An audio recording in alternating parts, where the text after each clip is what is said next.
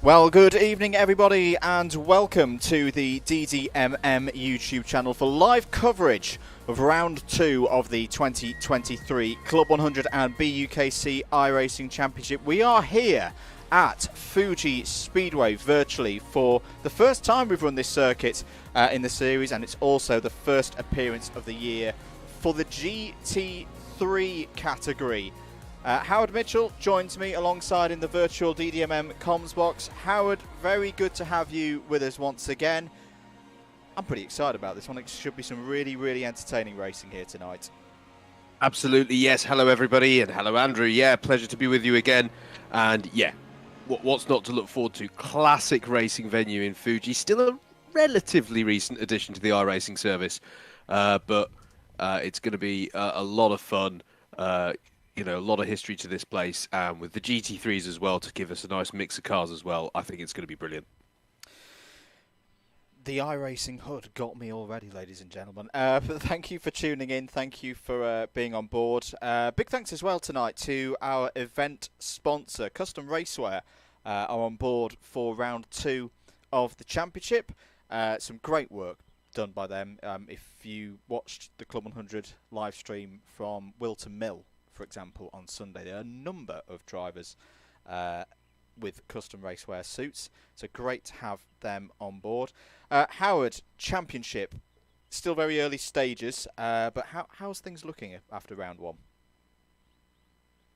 Yeah, absolutely. Let's take a quick look at your championship standings.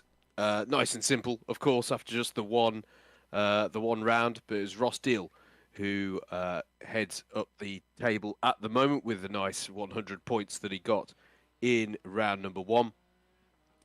We go down to Jack Eyre and Michael Weddle as well, having a fantastic time out last time on our podium. Murray Adams, your Class 2 points leader there, down in 7th place. So yeah, that's how they're lining up. After just that one round. Taking a further look down, Alan Curtis, the highest placed driver of Class 3, but bear in mind that's a temporary class. If they have too much success, if they have enough success, there's promotion throughout the season in that class. So up to Class 2 after 4 rounds, if that does happen. Correct. For any of our novices there. Qualifying is underway. It is the irregular multi-universe qualifying style of each driver is out on their own little bit of a lobby. So this is to avoid traffic. The task is simple: 2 flying laps to qualify as high up the grid as you can for the first of 2 24-lap races here at Fuji tonight. No reverse grids as far as we're aware as well. Here's Steve Hicks in the Mercedes. Now we should also explain, with this being the first run of the GT3s this season, 4 events across the course of 2023 in what is a multidiscipline championship will involve the GT3s. Drivers can change the selection of their car whenever they want, but they can only do it penalty-free once. So this is going to be an interesting one, Howard, to see this current level of balance of performance, where we're going to have 2 events within Season 2. Are we in Season 2? Yes, we are in Season 2, aren't we? Within Season 2 of 2023 iRacing, and then there's going to be 2 after in Season 3. So that would be the logical choice, the logical point at which, if you were going to make a change, that's when you make it. But potentially we could be some drivers thinking tonight, oh dear, I've made the wrong choice here in Season 2 and may risk taking their joker for the next GT3 round. It's going to add a bit of spice, I think, to tonight's round. Yeah, absolutely. It's all, as you say, there is an obvious logical point when you would make that move, but it can be so much to do with just comfort in these cars, Andrew, as well. This is the thing. Some people may want to chase what I suppose I should diplomatically say is a perceived BOP benefit. Yes. But also I think there's so much to be said for the comfort and how the car feels for the drivers. So we'll see. Have people gone with what feels right for them and what they can extract the most speed from, or maybe they haven't. Maybe they've gone for something that is supposedly going to be competitive.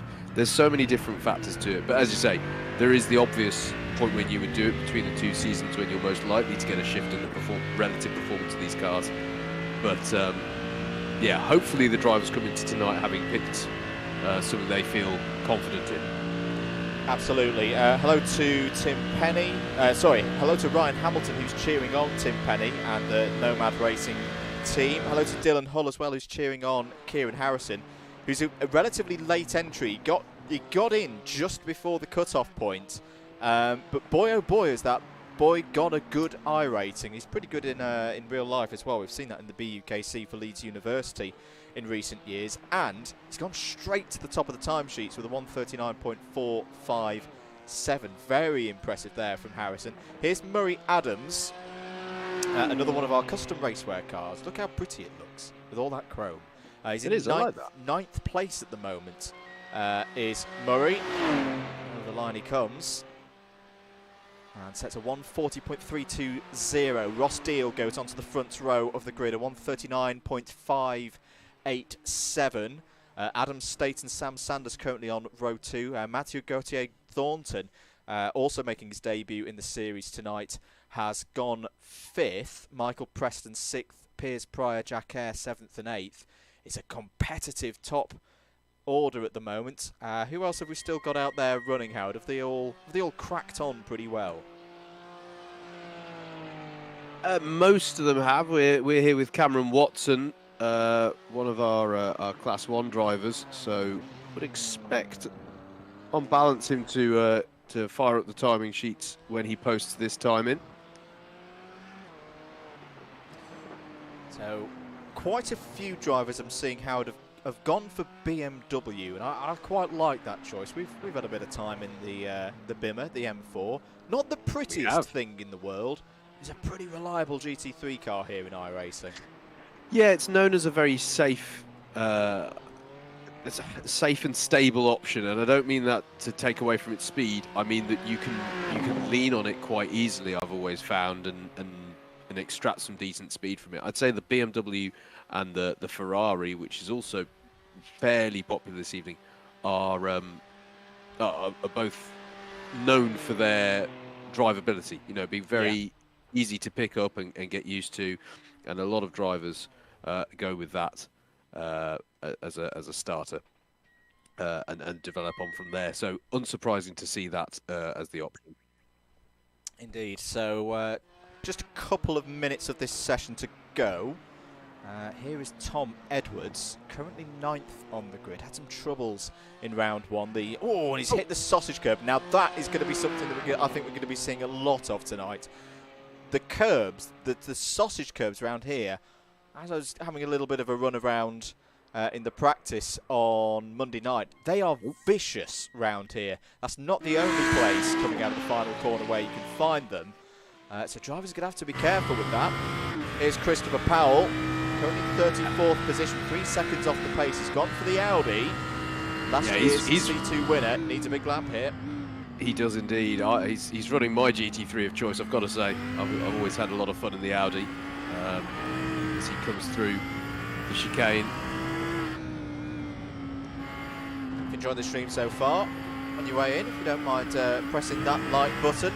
And if you're new around here as well, why not subscribe to the DDMM YouTube channel. Very, very busy. Well, it's already a busy couple of weeks with the Club 100 Wilton Mill coverage at the weekend, which you can watch back on the Alpha Live YouTube channel, and the Comms Box Cam here on DDM as well. This coming weekend we've got Buckmore Park 24-hour action for you.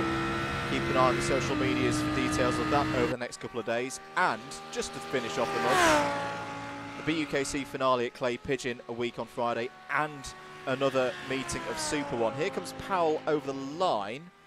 Does he improve, Howard, or is he staying there on that I think he stays 42? I think he stays put.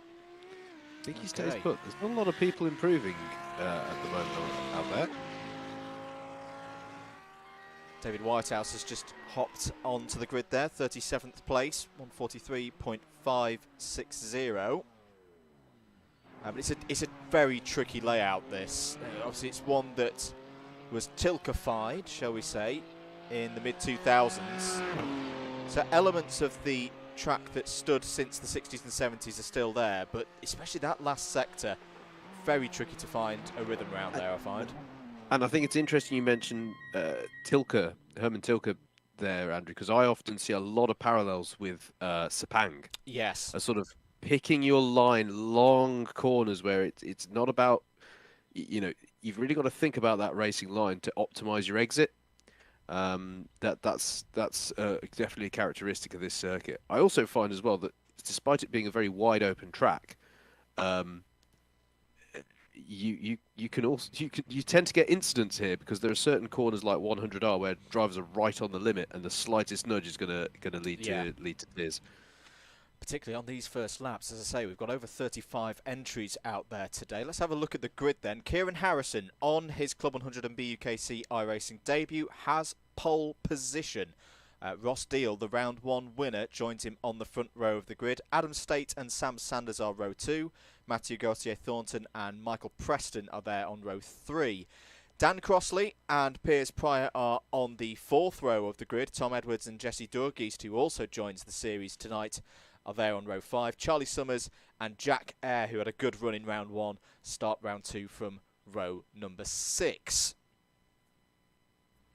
Tom Dix and Murray Adams start on row 7. A good position, a good qualifying there for Murray Adams in the C2 entries. Josh Mitchell and Mike Hart are on row 8. Alex Mitchell and Tim Penny row 9. Chris Hansen and Luke Tomlinson start on row 10.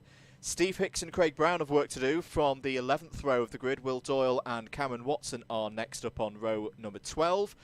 Getting into the meat of the C2s now, the blue number boarded drivers. Andrew Dawson and Matthew Whitefoot are on the 13th row of the grid. Matt Hale and Adrian Goodwin start on row 14.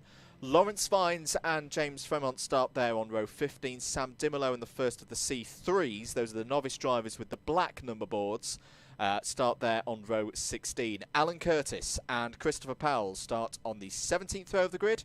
Michael Lithgow and Rick Wong are on row 18. And we're not quite done yet because we've got David Whitehouse and Richard Sanders completing the 38, yes, 38 runners here for round 2 of the 2023 Club 100 and BUKC iRacing Championship. The first appearance of the GT3s this season, first of 4 events in these machines, and the first time we've been here at Fuji Speedway. Pace kart rolling, Howard, and straight away the drivers have got a bit of a job because they've got to negotiate a very tricky chicane made famous by Felipe Massa and Lewis Hamilton a few years ago.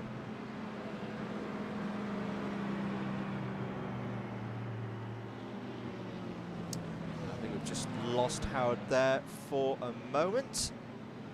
24 laps on the schedule for the drivers tonight, and 1 mandatory green flag pit stop.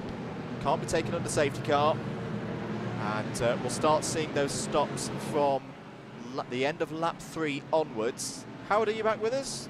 I am. I was musing on that Massa Hamilton history quite so much I was stunned silent. There we go. I'm back with you. Lights out on the Porsche safety car then. The pit entry is quite a long way down the road here. Drivers have been warned about their conduct on the start of this race. Can't be too slow. Don't want a Mugello-like F1 incident from a few years ago. But we are under starters' orders. There is where the pace kart will pull into the pit lane. There it goes. All eyes on Kieran Harrison then, leading this one away from the front alongside Ross Deal. Away we go for round 2 of the Club 100 and BUKC iRacing Championship. Little bit of shunting straight away. Everybody checking down to the inside as we're green flag and racing at Fuji. Ross Deal challenging for the lead straight away. Very tricky braking zone into turn 1. Adam State down the inside there in the number 64. That's a clean start at the front of the field, Howard, looking good as they run down to turn 2. Yeah, very impressed there by the start through turn 1. Early days yet, obviously, but good to see the drivers being sensible with, as you say, a tricky braking zone to get them started. So Kieran Harrison has held the lead then in the early stages of the first race of the evening. 2 races tonight. Results from those 2 races will determine who wins the round. So keeping yourself at the front of the order is going to be key. It's not necessarily going to be about winning these races. Oh, as there's one of the Rethink Racing cars involved at the back there, and I think Cameron Watson as well was involved. Not good news there at all. Luke Tomlinson, who's headed down the order, and Murray Scott's been involved in that. He's at the back of the field, I'm afraid, as too is William Doyle. Yeah, very tricky at the moment, the GT3's on cold tyres with the current tyre model. Not tricky for Kieran Harrison at the front of the field. Already coming round to finish lap number 1 through this tricky last sector where there are opportunities for overtaking. I think there's another issue there for Tomlinson. Yeah, a bit of debris being spread up, but here we go. Now this is going to be a piece that we're going to see a lot tonight, Howard. Slipstreaming down this very, very long pit straight. Yeah, absolutely, absolutely. This is, you know, I'd wager this is probably the longest straight that we get on the road courses of this season, and it's gonna be too tempting for some of the drivers, Andrew. We're just going to see so many passes there being lined up into turn 1. But as we observed on the first lap, that braking point for turn 1, it can pass you by if you're focusing too much on the car ahead of you. Hello to Luke, who's in from the University. Oh, well, we'll come back to that because Craig Brown's had a problem in the Lamborghini. The Gulf-coloured Lamborghini has spun off, was around, I think, 27th place, but it's fallen a long way off the lead. Yeah, I'm sorry for Lamborghini fans. I think that's the sole representative of that mark in the field. Is Jesse Durgeest, 8th place at the moment for new driver to the order. Piers Pryor just ahead of him there in the custom racewear pink and blue machine. And Michael Preston behind as well, the Williams eSports driver. Oh, gets a big chunk of curb there. And I think what we're seeing here, as always, round is Cameron Watson again. He's going to fall out of the top 30. Oh, Michael Preston's wide. Now is that more than a bit of a graphical damage? Is that actual damage to his BMW? Now this is, well, it is the end of lap 3. I think he's got a problem. He's left hand down. That is what we were talking about, folks, with these curbs. Big trouble. Sparks off the front left for Michael Preston in at the end of lap number 3. In fact, no, we're not at the end of lap number 3, we're going on to lap number 3. Yeah. So this is big problems for Michael Preston. This will not count as his green flag pit stop as far as we're aware. But he ran wide, hit one of those sausage curbs, and has caused damage to his BMW. Yeah, as you say, Andrew, it has to be post lap 3 that they serve that stop. And that's going to be devastating for Preston's race.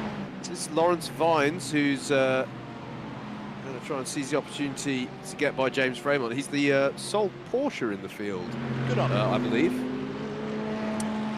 As Sam Dimolo goes by on James Fremont as well. And this is what I mean, Andrew. Through this section of the track, there's several different lines that people are choosing, and you know, it's quite a wide track, and you get these points where you can be side by side with someone, and you all suddenly converge on the apex you'd like to have, and it can lead to challenges, certainly.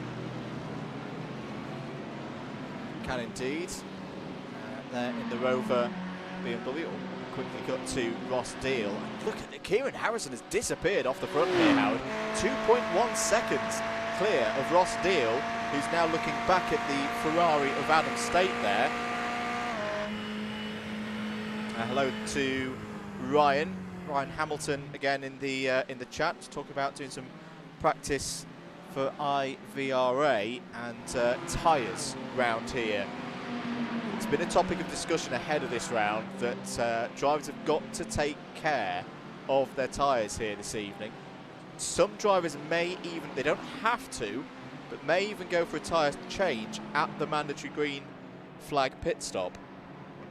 Yeah, well, there was a major change, wasn't there, to the GT3 tyre modelling on the iRacing service. I want to say for season 1. Yep. And the intention, yes, because it was introduced just before the Daytona special event, wasn't it? And tyre life being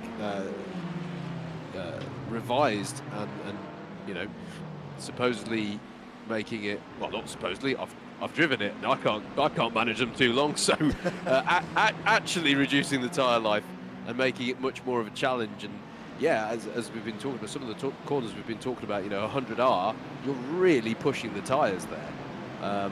There's a lot of lateral force that you can generate around this circuit on these tyres, so it's not the easiest place to manage them, I think. And yeah, it's definitely going to be interesting to see what people choose to do in the pits. Leading to Sahib in the chat as well, and Simon as well. Dave Whitehouse said in the break that he's miles off the pace. I'm sure he'll be on the pace soon. It's down the inside. Here's Alex Mitchell, the man in filter number 53. Yeah, and Josh Mitchell senses an opportunity on Sam Dimlow behind, but can't do anything with it. Well, before the drama for Michael Preston, I was saying how the level of competition. We've got no Josh Ladd, we've got no reigning champion in the series this year, but boy has he been replaced almost by not just one, not just two, but probably 5 or 6 drivers who really are on that similar kind of championship contending pace. And for Michael Preston, who's been second in the championship the last couple of years, he's got a real job on his hand, and it's showing with the pressure that sometimes a couple of mistakes creeping in there. Yeah, absolutely. It is a good point, and I have to say as well, post-qualifying, there were a few names that I really didn't, as I think there's an issue here for Jesse Dorgeest, because we've switched to a scenic cam there. That could be a disconnection, unfortunately. We'll wait to see on that one. But yeah, off the back of qualifying, Andrew, there were a few drivers who I would usually expect to see much further up the grid. And yeah, I think the pressure is on for some of our established names here in this season. Obviously, the first time we're running GT3s as well, as Adam State continues to look quite racy for second place here behind Ross Deal. That's still an impressive 3.6 seconds that Kieran Harrison is out front, controlling this one nicely. Yeah, he's doing a fantastic job at the moment. Keep your comments coming in. Let us know who you're supporting this evening. And even if you're not supporting anyone in particular this evening, let us know where you are watching from. I should mention, sorry, I just wanted to mention in 4th place, Matthew Gautier Thornton, who put a move on Sam Sanders. Good example, actually, what we've just been talking about of established names we're used to talking about in this series, and someone who, as far as I'm aware, is here for the very first round. Yeah, is Matthew, and he put a beautiful move into turn 1 a couple of laps ago on Sanders, and he's not looked back since in 4th place. Yeah, he's doing a really superb job. Another driver that we've seen in the BUKC over the years. We know how accomplished he's been in that series. He's really putting on a good performance so far. Oh, was that a shot of Murray Scott in a bit of bother there with some damage? I think it was. Putting a nice move on Alan Curtis there. That's up to 31st place.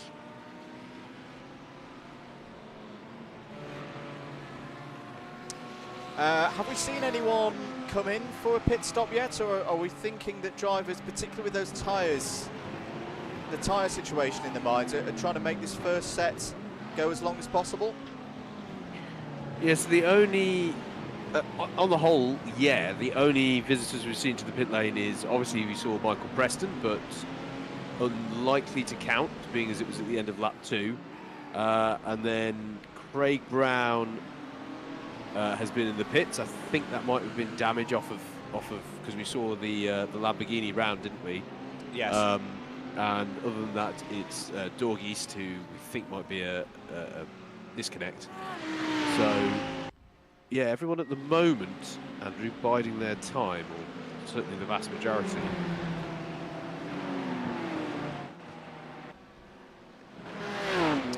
It's down the pit straight. This is in the midfield at the moment. We're on board with Luke Tomlinson. That's Michael Lithgow just ahead of us. Two BMWs squaring off here. Tomlinson, who had trouble in the early stages of the race. Lithgow looking down the inside there of Matt Hale in the Ferrari. Both Hale and Tomlinson run wide. I think that, I just wonder there, was that a slight lapse in concentration from Lithgow, because he was concentrating so much on Tomlinson behind that he outbraked himself, nearly ran into Hale, and Hale did wise there to just lift off and use the runoffs. Tomlinson's fought his way through there quite nicely through all of that, gains 2 positions, is up to 26th. Yeah, Matt Hale wide on the exit of turn number 3 as well, which I believe is called Coca-Cola corner. Other fizzy beverages are available. I'm not sure if we have to say that when the corners are sponsored by them. But yeah, interesting battles going on here. Bit of a twitch there from Hale as well, going over the curb. There's a lot of drivers pushing the limits here, Andrew, I think, and perhaps, yeah, perhaps getting tyres up to temperature at first a problem, perhaps now nursing them an issue, and perhaps, it has to be said again, not been a circuit on the iRacing service for all that long, so maybe not as much familiarity as we perhaps see from some of the other tracks visitors. Hale chooses to go to the pits. Yeah, he's had enough in this stint and decided that now is the time to come in. It's in the comments about lap 8, around 7, lap 8 to be the one where you might want to make your pit stop. He's got damage as well. You just saw it shape back into proper formation. Oh, off there. Is that Daniel Crossley running a bit wide? Yes, it was, the number 30. Yep, going to lose out there to Tom Edwards. No, he's not, sorry. He's going to lose out to Jack Ayer, I should say. Just a note as well, we've got it on our timing tower. It's, the ones who are all red are class 1s. The ones that are all blue are class 2s. Another way of telling them, cars with 2 digits on their number board, they're also class 1s. Ones that have got 3 digits, Murray Adams, for example. Oh, is this drama there in Sector 3? And that is Murray Adams, right on cue to show us 3 digits on his 210, but that is not where he wants to be, off, and that's going to be a tricky place to recover from, downhill, facing towards the Armco. I think it involved Tom Dix as well, Andrew. There was another VIP car that was held up there. I think it might be the Golf delivering Tom Dix. He's certainly got the speed down the straights. Phil Murray Adams, do you peel into the pit lane at that point, or do you feel that the damage is not a concern? Maybe give it a lap, see how the car is, then come in, because it still feels a little bit early for making that mandatory pit stop at the moment. This is battle going on. Well, now exiting turn 1, and Josh Mitchell versus Adrian Goodwin is the battle in question. This is over 18th place, and now Josh Mitchell will try and pull the gap out and start to set his sights on trying to pull in Alex Mitchell ahead. Yeah, they've both been making some really nice progress, the two Mitchells, not related as far as I'm aware. From very opposite ends of the country. Nor to me.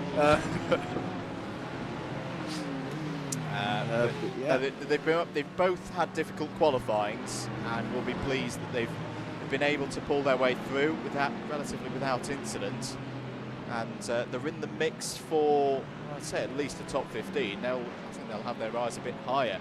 Maybe try some different things on strategy to pull through to the top 10, perhaps. I mean, the opportunities for the drivers are quite open, Howard, because we're talking about tyre change or no tyre change. They may even do a mix, because the tyres can be changed while the fuel goes in. You've got to put some fuel in anyway as per the rules. Could we even see some drivers say, well, I'll take a new set of fronts but keep the ones that I've got on the rear? Could we do some interesting handling in the early phases of the second part post pit stop in this first race? Yeah, it's definitely a consideration, I'd say. It's, as you say, again, another change, relatively recent change, the fuel and the tyres being able to happen in parallel in the pit stop. So absolutely, you know, you can consider doing that. I'm intrigued here, I have to say, Andrew, by the drivers who are pacing themselves, I feel. Yeah. You know, Adam State, I think, can afford to just sit behind Ross Deal at this stage, keep a relatively decent pace. He'll get a very nice fuel save down the straight, and he can just sort of lift and coast into the corner. I think he's just keeping his powder nice and dry here in this this battle over second place. Oh yeah, they're holding that gap to Gautier Thornton and Sanders behind. You know, they're wise drivers. They've done this enough times. No point fighting in this stage of the race. Just looking on our driver trackers, we've had a problem out there, perhaps for one of the C3 drivers who's going slowly through and in towards the middle hairpin now.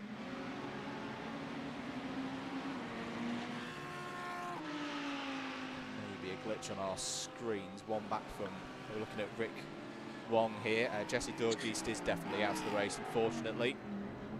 I think it might have been Richard Sanders I saw on the tracker having a bit of a moment. There he is. It's a familiar livery, because that is the same one that his son Sam Sanders has been running in previous years. Having a bit of a bother getting into the chicane there. Now, talking about pit stop timings, Andrew, we can just pan back here. There is your race leader, who we've not followed that much because there's been very little drama. Yeah. But I wonder, Andrew, he is about to come across some of the back markers, the instructions in the rules and indeed in the driver's briefing ahead of this round, clear about the need to respect blue flags, because this sort of field spread was anticipated. And to be clear, it's a nice wide circuit. You've got a long straight such as this. You don't necessarily lose a lot of time coming through on the traffic, but I wonder if for some of the leaders that might be a factor in their head. You know, it's okay if you catch traffic on this straight here, but if you catch it, you know, just as you're coming into the Dunlop corner, the tight right-left chicane, then that's not quite so convenient. No. So could be interesting to see how that pans out. Well, they're approaching the halfway stage of this first race of the evening, onto lap 12 of 24. Here's a good scrap going on. Tim Penny there in the turquoise, bluey-green Nomad Racing Mercedes. Steve Hicks on the outside in the other Mercedes, the orange and black custom racewear machine, and in the middle of them, we've got the number 11 of Mike Hart. Great scrap going on here between two established drivers in the championship, in Hart and Hicks. Tim Penny, new to the series, had a great weekend in real-life racing at Wilton Mill just gone. Very impressive performances, and he's doing it again here in the virtual world. Yeah, absolutely. This is a good little scrap, isn't it? And Mike Hart in the Audi there, getting really close to the back of Penny's car, but it's all being judged nicely by these three at the moment. They're battling hard, but giving each other fair racing room. Yeah, once again, they know they've got to keep themselves in this, because this is the thing. There's so many cars running tonight. You make one mistake. Last year, okay, might have cost you a couple of positions here or there. Not tonight. You're going to be losing probably double figures worth of positions if you have an off. So just behind them, Tom Dix there, running in the. It's the same. That's the Monaco McLaren Golf livery, isn't it? Not a Ferrari. Oh, there'll be some in Maranello. It's controversial. That's sacrilege there. Matt Whitefoot's done a good job as well, as I think Steve Hicks is coming into the pits at the halfway point. He is. Yes, he is. Got to get this entry right. Very easy to pick up a penalty. Looked pretty good for Hicks. I was just saying, Matt Whitefoot in the 104 BMW's improved nicely here. Got himself up to the top 15. Yeah, I think that's I think that's a smart play from Steve Hicks there, Andrew. He's obviously assessed. He's like, you know what, this battle's a lot of fun, but it done off ruined my lap time. I have to keep going every which way to navigate these two around me. I think he's going to try and jump them in the pit stop by having a really nice outlap.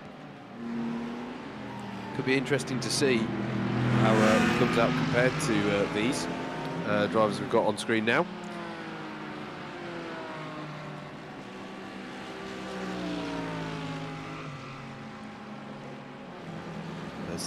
We're over the halfway stage now in this one, so definitely we'll be expecting some drivers as Tim Penny goes a little deep there, and but he's going to have the inside line for now, so he should be able to hold off Mike Hart. You can see why maybe Steve Hicks wanted to pit from this though, because you can see the way that Tom Dix and Matt Whitefoot are catching up on these two. Well, catching up, I mean Tom Dix is with them now. Yep. Indeed, there is the move from Tom Dix on Mike Hart. A bit of traffic to deal with as well. I think that might be Murray Scott in there.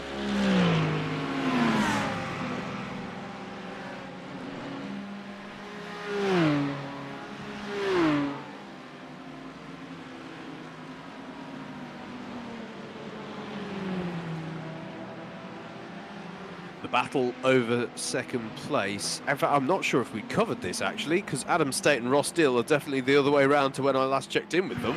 So there has been a change for second place here.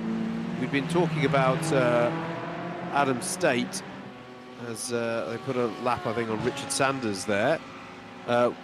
We've been talking about how he'd been happy to sit behind Ross Steele. Well, they've swapped round,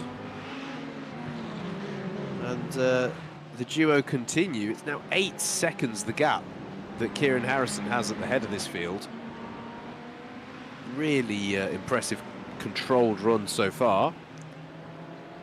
Sam Sanders and Gautier Thornton have swapped round as well, actually, for 4th place. So the two pairings within the top 5 have swapped round a little bit, but no major dramas. In fact, they could have, frankly, just been swapping around one of them to go, okay, you've had a bit of fuel save behind me for a few laps. Let's change that around and return the favour. Or it could have been something through the traffic. So these battles, I think, will go on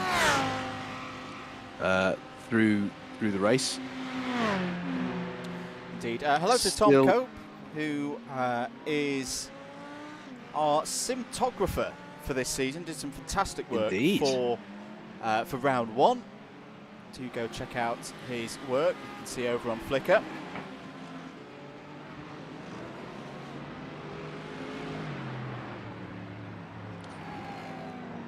I just thought I would check in with Steve Hicks, Andrew, just because one of the key things of pitting when he did is does he come out into traffic, or can he deal with that traffic nice and quickly? And I think he's just had to navigate Whitehouse and Powell, but on the whole, I think it's working for him, as Josh Mitchell has decided it's time to take to the pit lane. One of the drivers that we've been mentioning has worked his way up the field nicely.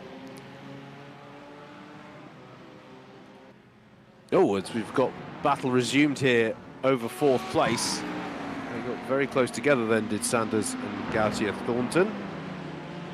I do hope you'll bear with me, everybody. I'm trying to keep across all of we're trying to keep across all the battles here.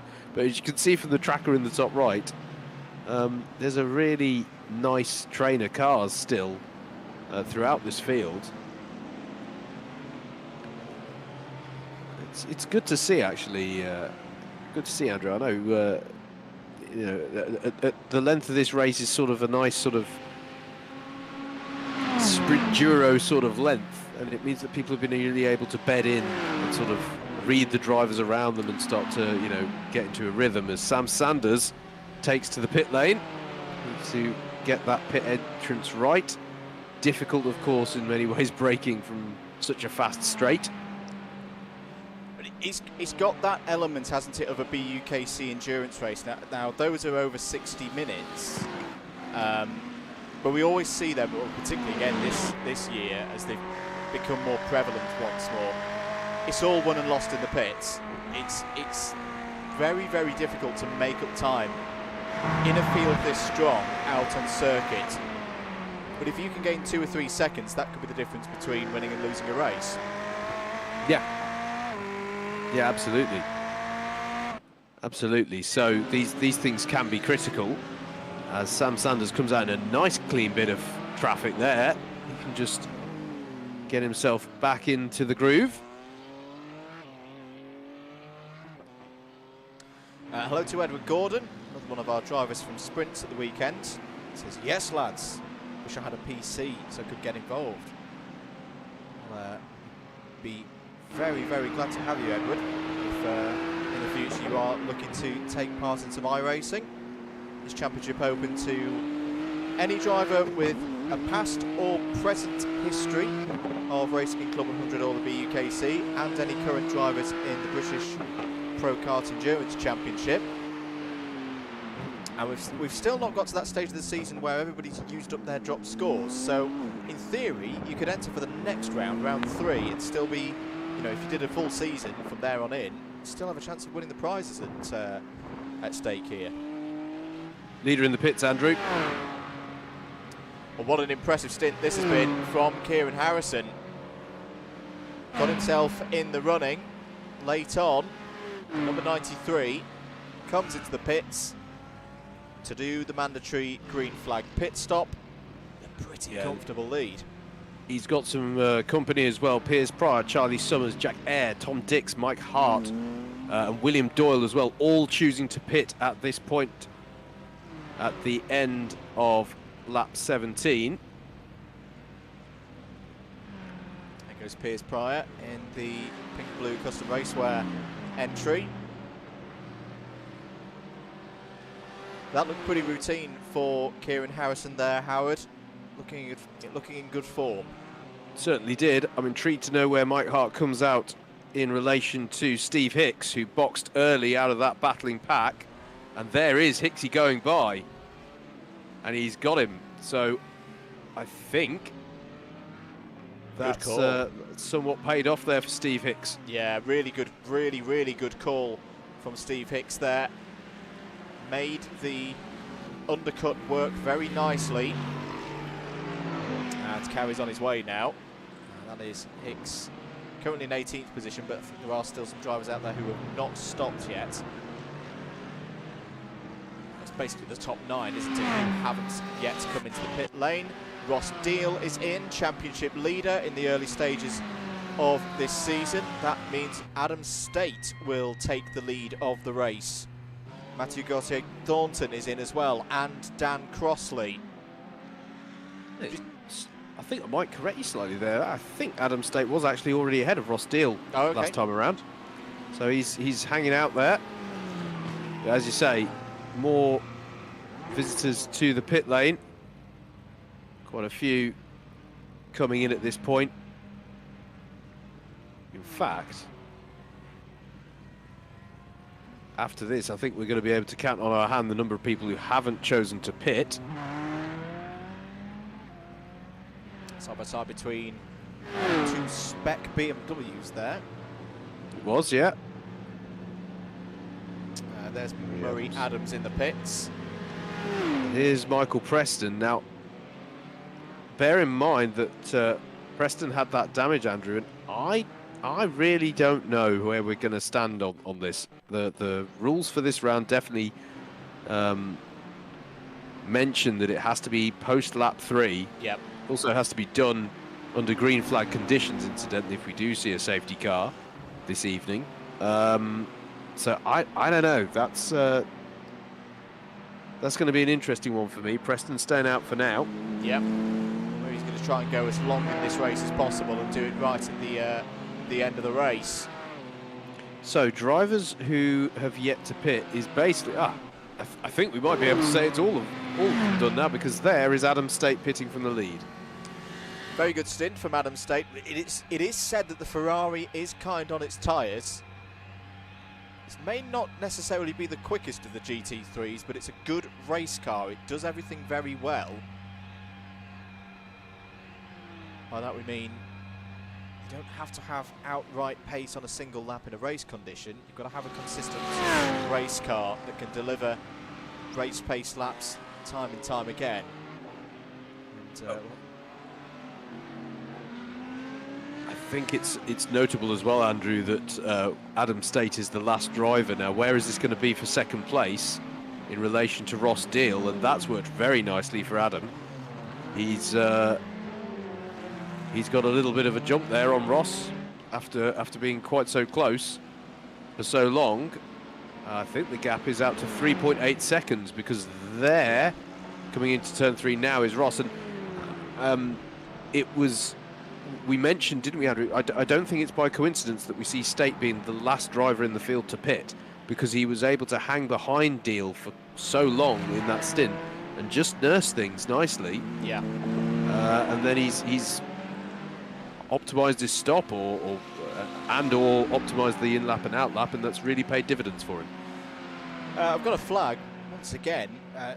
Matthew Whitefoot, what a great performance he's putting in at the moment. The reason why I say that, he's one of only 2 blue C2 drivers on our timing tower on the left-hand side, which shows the top 20 at the moment. There he is, leading in C2 at the moment, and particularly in these GT3s, I think it's fair to say, we saw a huge improvement across the course of 2022 from Matthew Whitefoot, and here he is. First appearance in these kind of machines this year. I think he's got even better. He's got even quicker. Yeah, absolutely. Absolutely. Yeah, it has been fantastic, hasn't it, to see. We see it every year, Andrew, the development that we see from drivers. And Whitefoot, as you say, was a really sort of real upward trajectory last season. And yeah, I'm in agreement. I think we're seeing the continuation of that. Running as he is, in fact, just a couple of seconds between Steve Hicks, who, if I'm remembering everything correctly, mate, these two were teammates at our Le Mans Special last year and were victorious. It was a big turning point for Whitefoot in terms of learning the crafts here on iRacing. Good scrap this. This is Jack Eyre and Tim Penny. Rethink Racing's Jack Eyre on the inside there. Nomad Racing's Tim Penny on the outside, and Steve Hicks wanting to get involved as well in the custom raceware Mercedes. Yeah, absolutely. And they'll have seen a little bit of a weakness there with Tim Penny.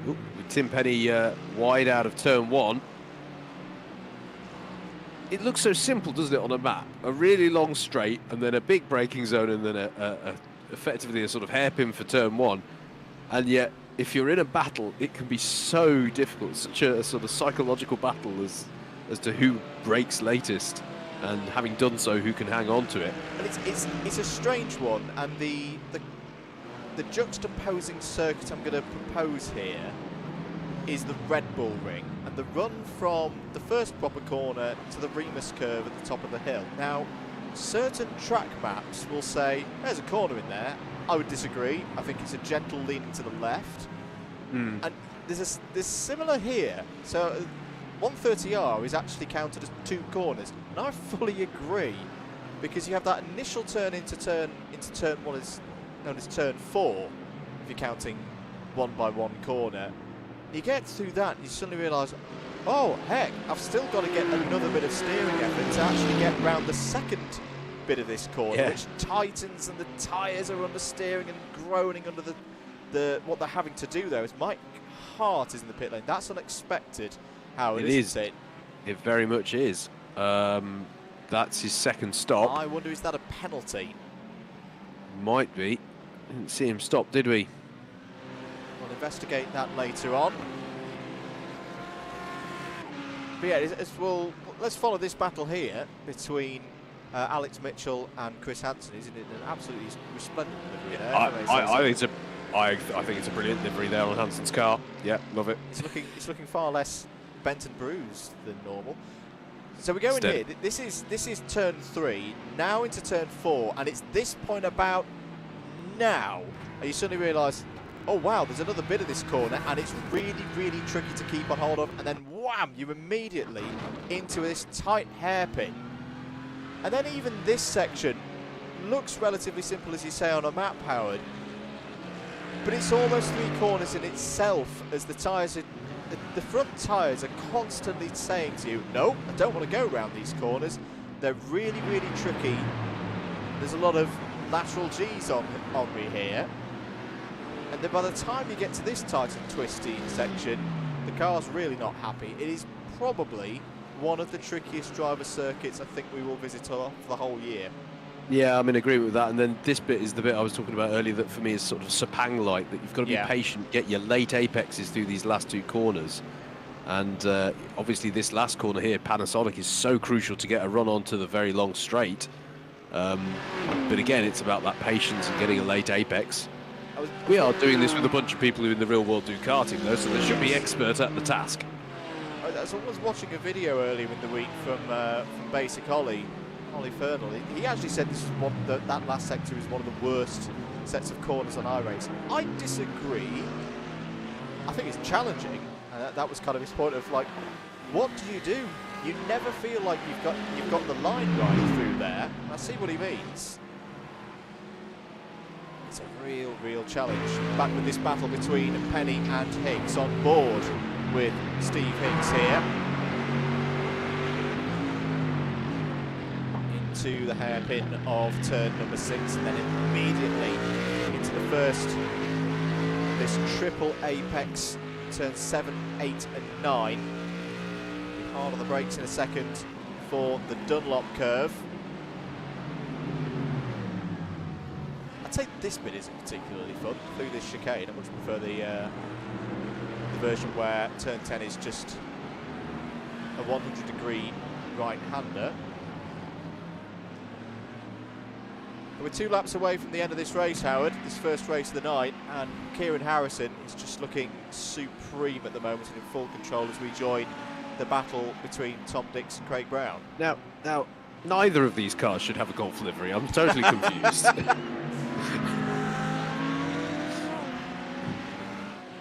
So we've got a McLaren Formula 1 Golf livery on a Ferrari, and then we've got closely kind of resembling the Aston Martin GT Golf liveries from a few years ago. Actually, no, I'm completely wrong. It's a Golf Racing Porsche one, isn't it? It is still on the wrong brand of car. I agree. But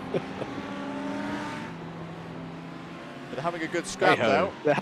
Yeah, I was going to say, they're having fun either way, aren't they? But I'm still slightly confused as to... oh, no, sorry, I think... So Tom Dix, I think, was involved... Yes, in an incident. In an incident earlier on, so this is a bit of a fight back. Now, good tight inside line there from Tom Dix. Yeah, that was nice. But Craig Brown went for the wider line, which should give him more straight line speed along the pit straight here. But the Lambo, well, the Bulls don't have the power at the moment because the prancing horse ahead is staying at a relatively similar distance. The slipstream is not helping Craig Brown there. He's got to have a little look down the inside. Tom Dix leaves him room. As they go from turn 1 to turn 2, uses a bit of the runoff. Side by side again. We are on the last lap of the race. The race leader is just coming through the first hairpin now. Tom Dix holds on to that position.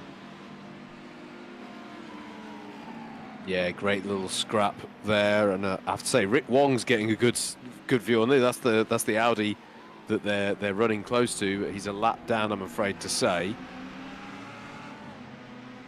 I have to say as well, Andrew, I'm not. It's not our call to make, but Michael Preston has still only boxed once, and at the end of lap 2, so that one might be something that gets reviewed after the fact.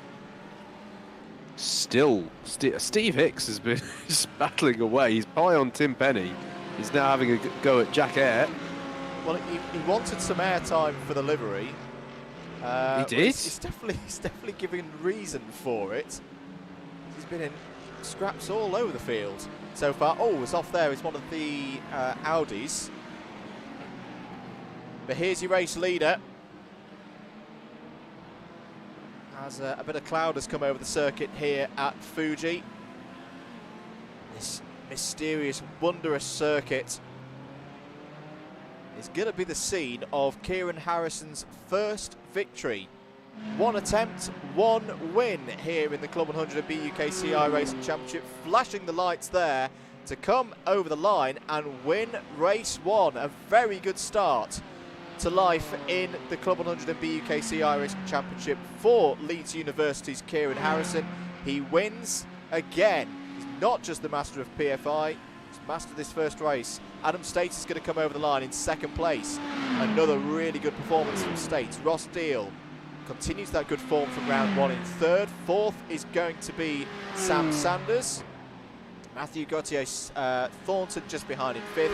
Piers Pryor there in the pink and blue custom racewear car in the top six. Michael Preston seventh. Yeah, I agree, Howard. I think that's going to get looked at. Eighth place for Daniel Crossley. Ninth for Tom Edwards. 10th for Jack Eyre there for Rethink Racing. Holds off Steve Hicks for 11th. Tim Penny, Matthew Whitefoot. Matthew Whitefoot, your top C2 home there. Josh Mitchell and Alex Mitchell complete the top 15. Chris Hansen 16th. Murray Adams here across the line in 17th. Second in C2. William Doyle 18th. 19th for Lawrence Vines. I think Andrew Dawson is going to be the third C2 home. There he is in another Golf livery. I like that shade of blue. In 20th place overall.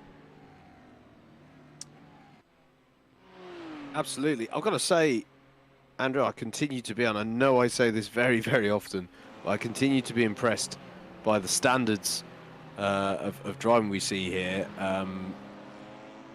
You know, I feel like I was expecting more trouble for our first race around Fuji Speedway. I really was, and I've been very impressed by that once again by this field of Club 100 iRacing drivers. Very, very good. Quick thanks once again to our event sponsors for tonight. Custom Racewear, Design, Create, Race. Big thanks to them for their support, and their cars did rather well in that first race. We'll be back shortly with more coverage here on the DDMM YouTube channel. There is your result for the first race. Harrison from State, Deal, Sanders, Gauthier, Thornton, Pryor, Preston to be reviewed. Crossley, Edwards and Eyre, that was your top 10. Hicks, Penny, Whitefoot, Josh Mitchell, Alex Mitchell inside the top 15. Chris Hansen, Murray Adams and Will Doyle all on page 1. Lawrence Vines and Andrew Dawson inside the top 20. Adrian Goodwin, after a difficult qualifying, recovered to 21st. Sam Dimolo, another good result for Sam Dimolo there. Still in his first year of iRacing. 4th in C2 in that race with 22nd overall, and ahead of some big names, Charlie Summers and Tom Dix. There in 23rd and 24th. Craig Brown 25th and in the top 5 in C2. Cameron Watson 26th. David Whitehouse on the lead lap from the back of the grid in 27th. Matt Hale, Luke Tomlinson and Michael Lithgow are inside the top 30 but had trouble along the way. All finished a lap down, as did James Fremont, Mike Hart, Alan Curtis, Christopher Powell and Richard Sanders, which takes us down to 35th. Rick Wong 36th, Murray Scott 37th and Jesse Dorgeest was the single retirement in that race. As we say, we're going to take a short break here on the commentary, and we'll be back shortly for race 2 round Fuji here for round 2 of the Club 100 and BUKC iRacing Championship.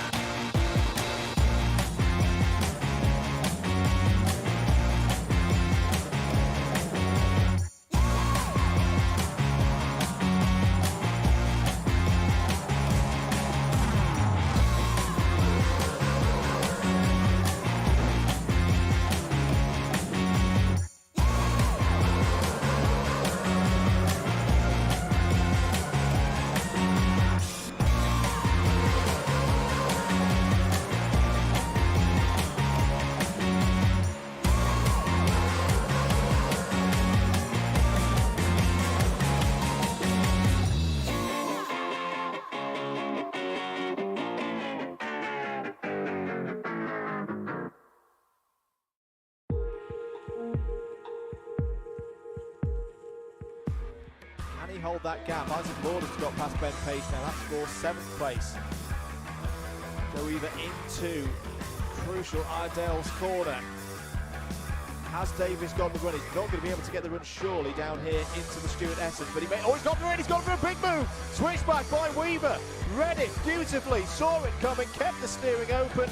Let Ben Davis come into the inside, and he still held on to the lead. That was brilliant racing by all three of them here, and I think that's going to be the crucial moment, because Joe Weaver, unlike 24 hours ago, is not going to need to do the overtake on the last lap.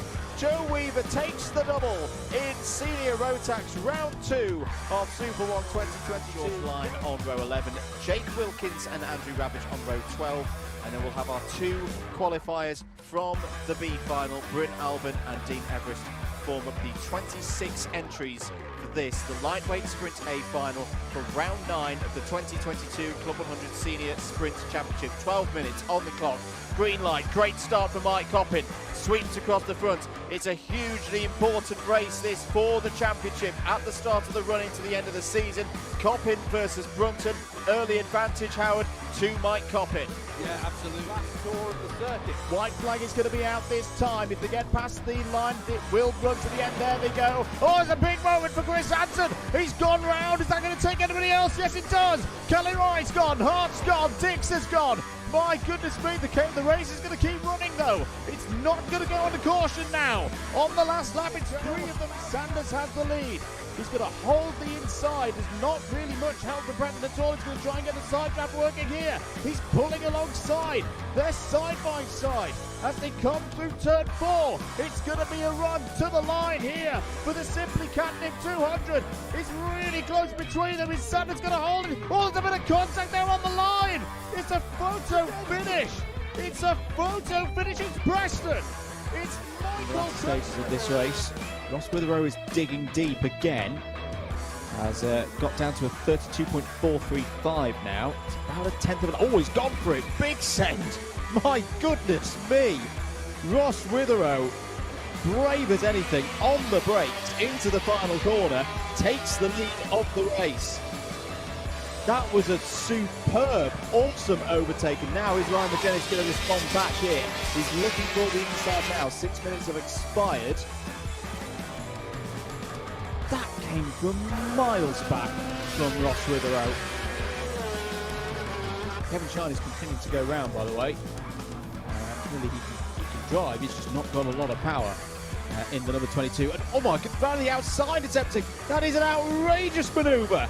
Oh, we saw one lap ago. That was even better from Ryan McGinnis. And over the line to take the racing room left by Whitefoot on the outside there. Good news for David Whitehouse. Look, he's got away. He just needs to get through Ascari chicane and Curva Alboreto, and he's got a great result here. Tom Dix was just holding in front of Steve Hicks there.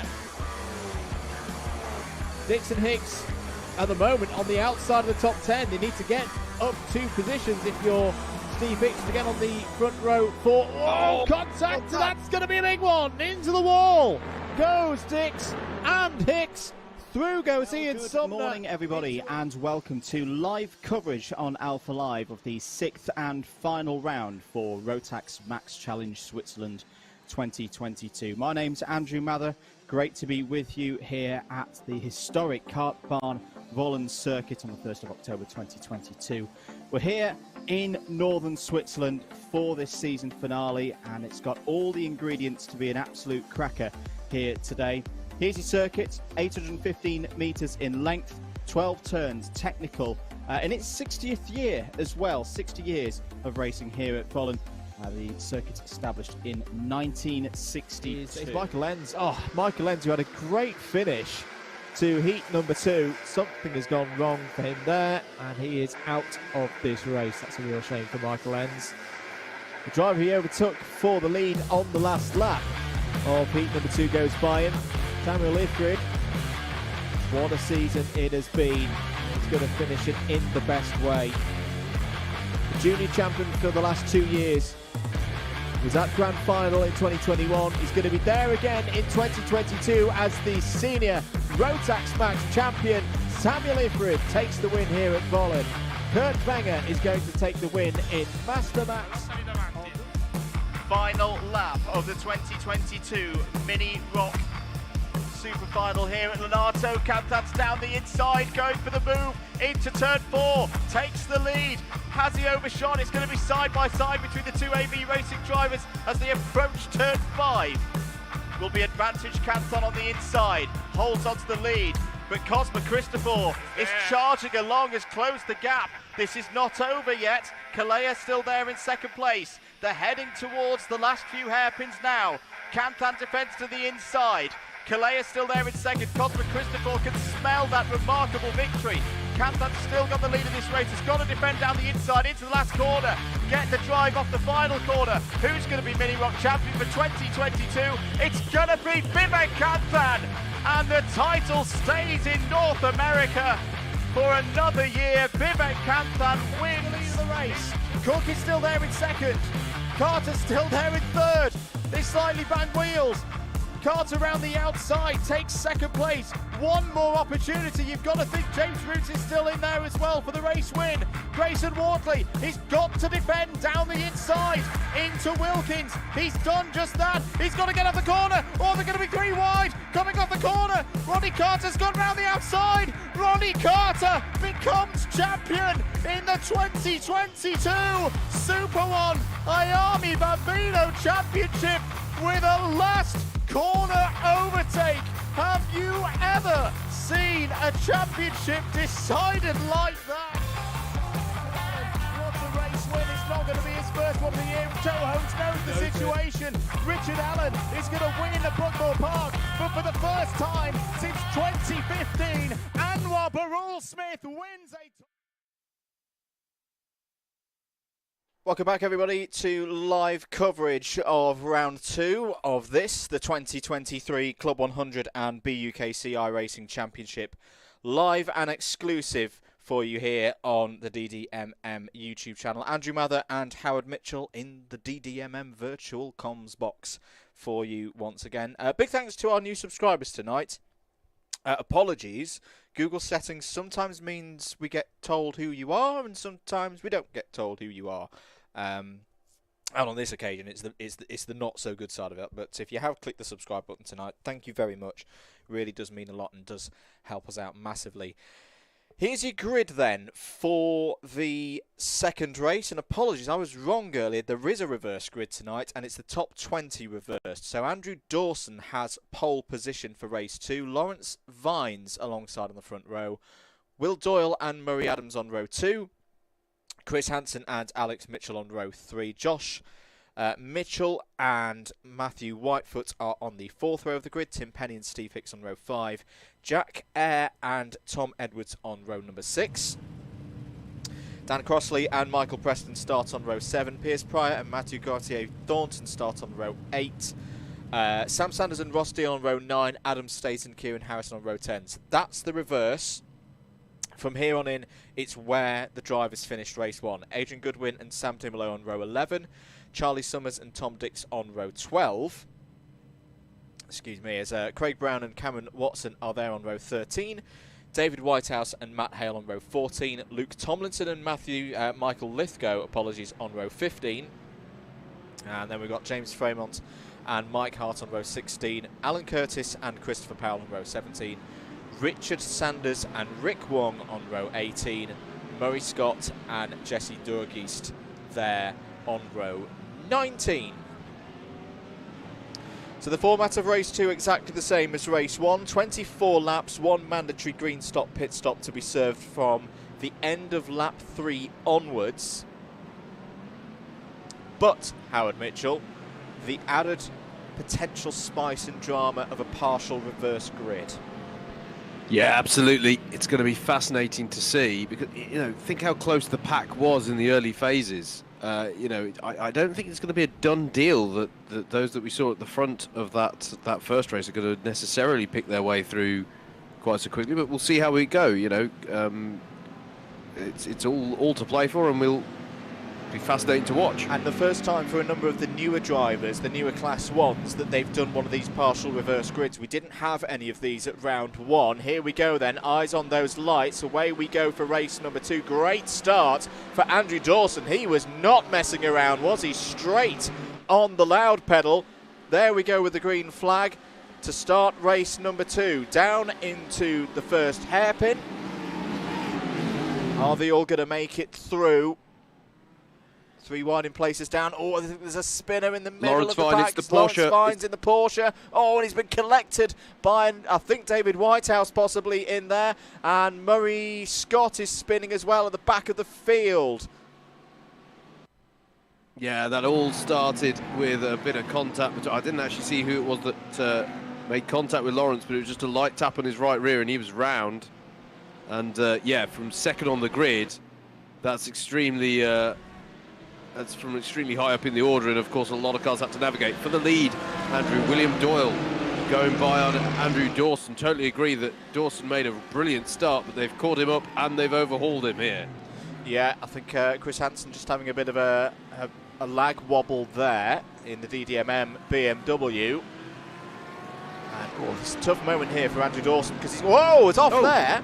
That was a very strange one for Alex Mitchell in the 53. He's going to have to keep that tight to not collect any other drivers. I think he just lost it there. Was that maybe on cold tyres? That was bizarre.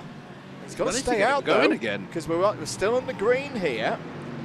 Oh, there's more Chaos Team Penny's involved there at the back of the field. He's a bit bitty at the moment. There's no absolutely huge smash-ups, but just a couple of errors being made by the drivers here and there. Yeah, it's not quite as clean as it was in race number 1, that's for certain, but at the end of lap number 1, it's been a great start for William Doyle. Yeah, that's a really, really good start for William Doyle. One of the only Audis in this race. Leads by 1.2 seconds ahead of Chris Hansen. Josh Mitchell up there in third. Murray Adams holding on to the Class 2 lead at the moment there in fourth. Good start for Piers Pryor as well.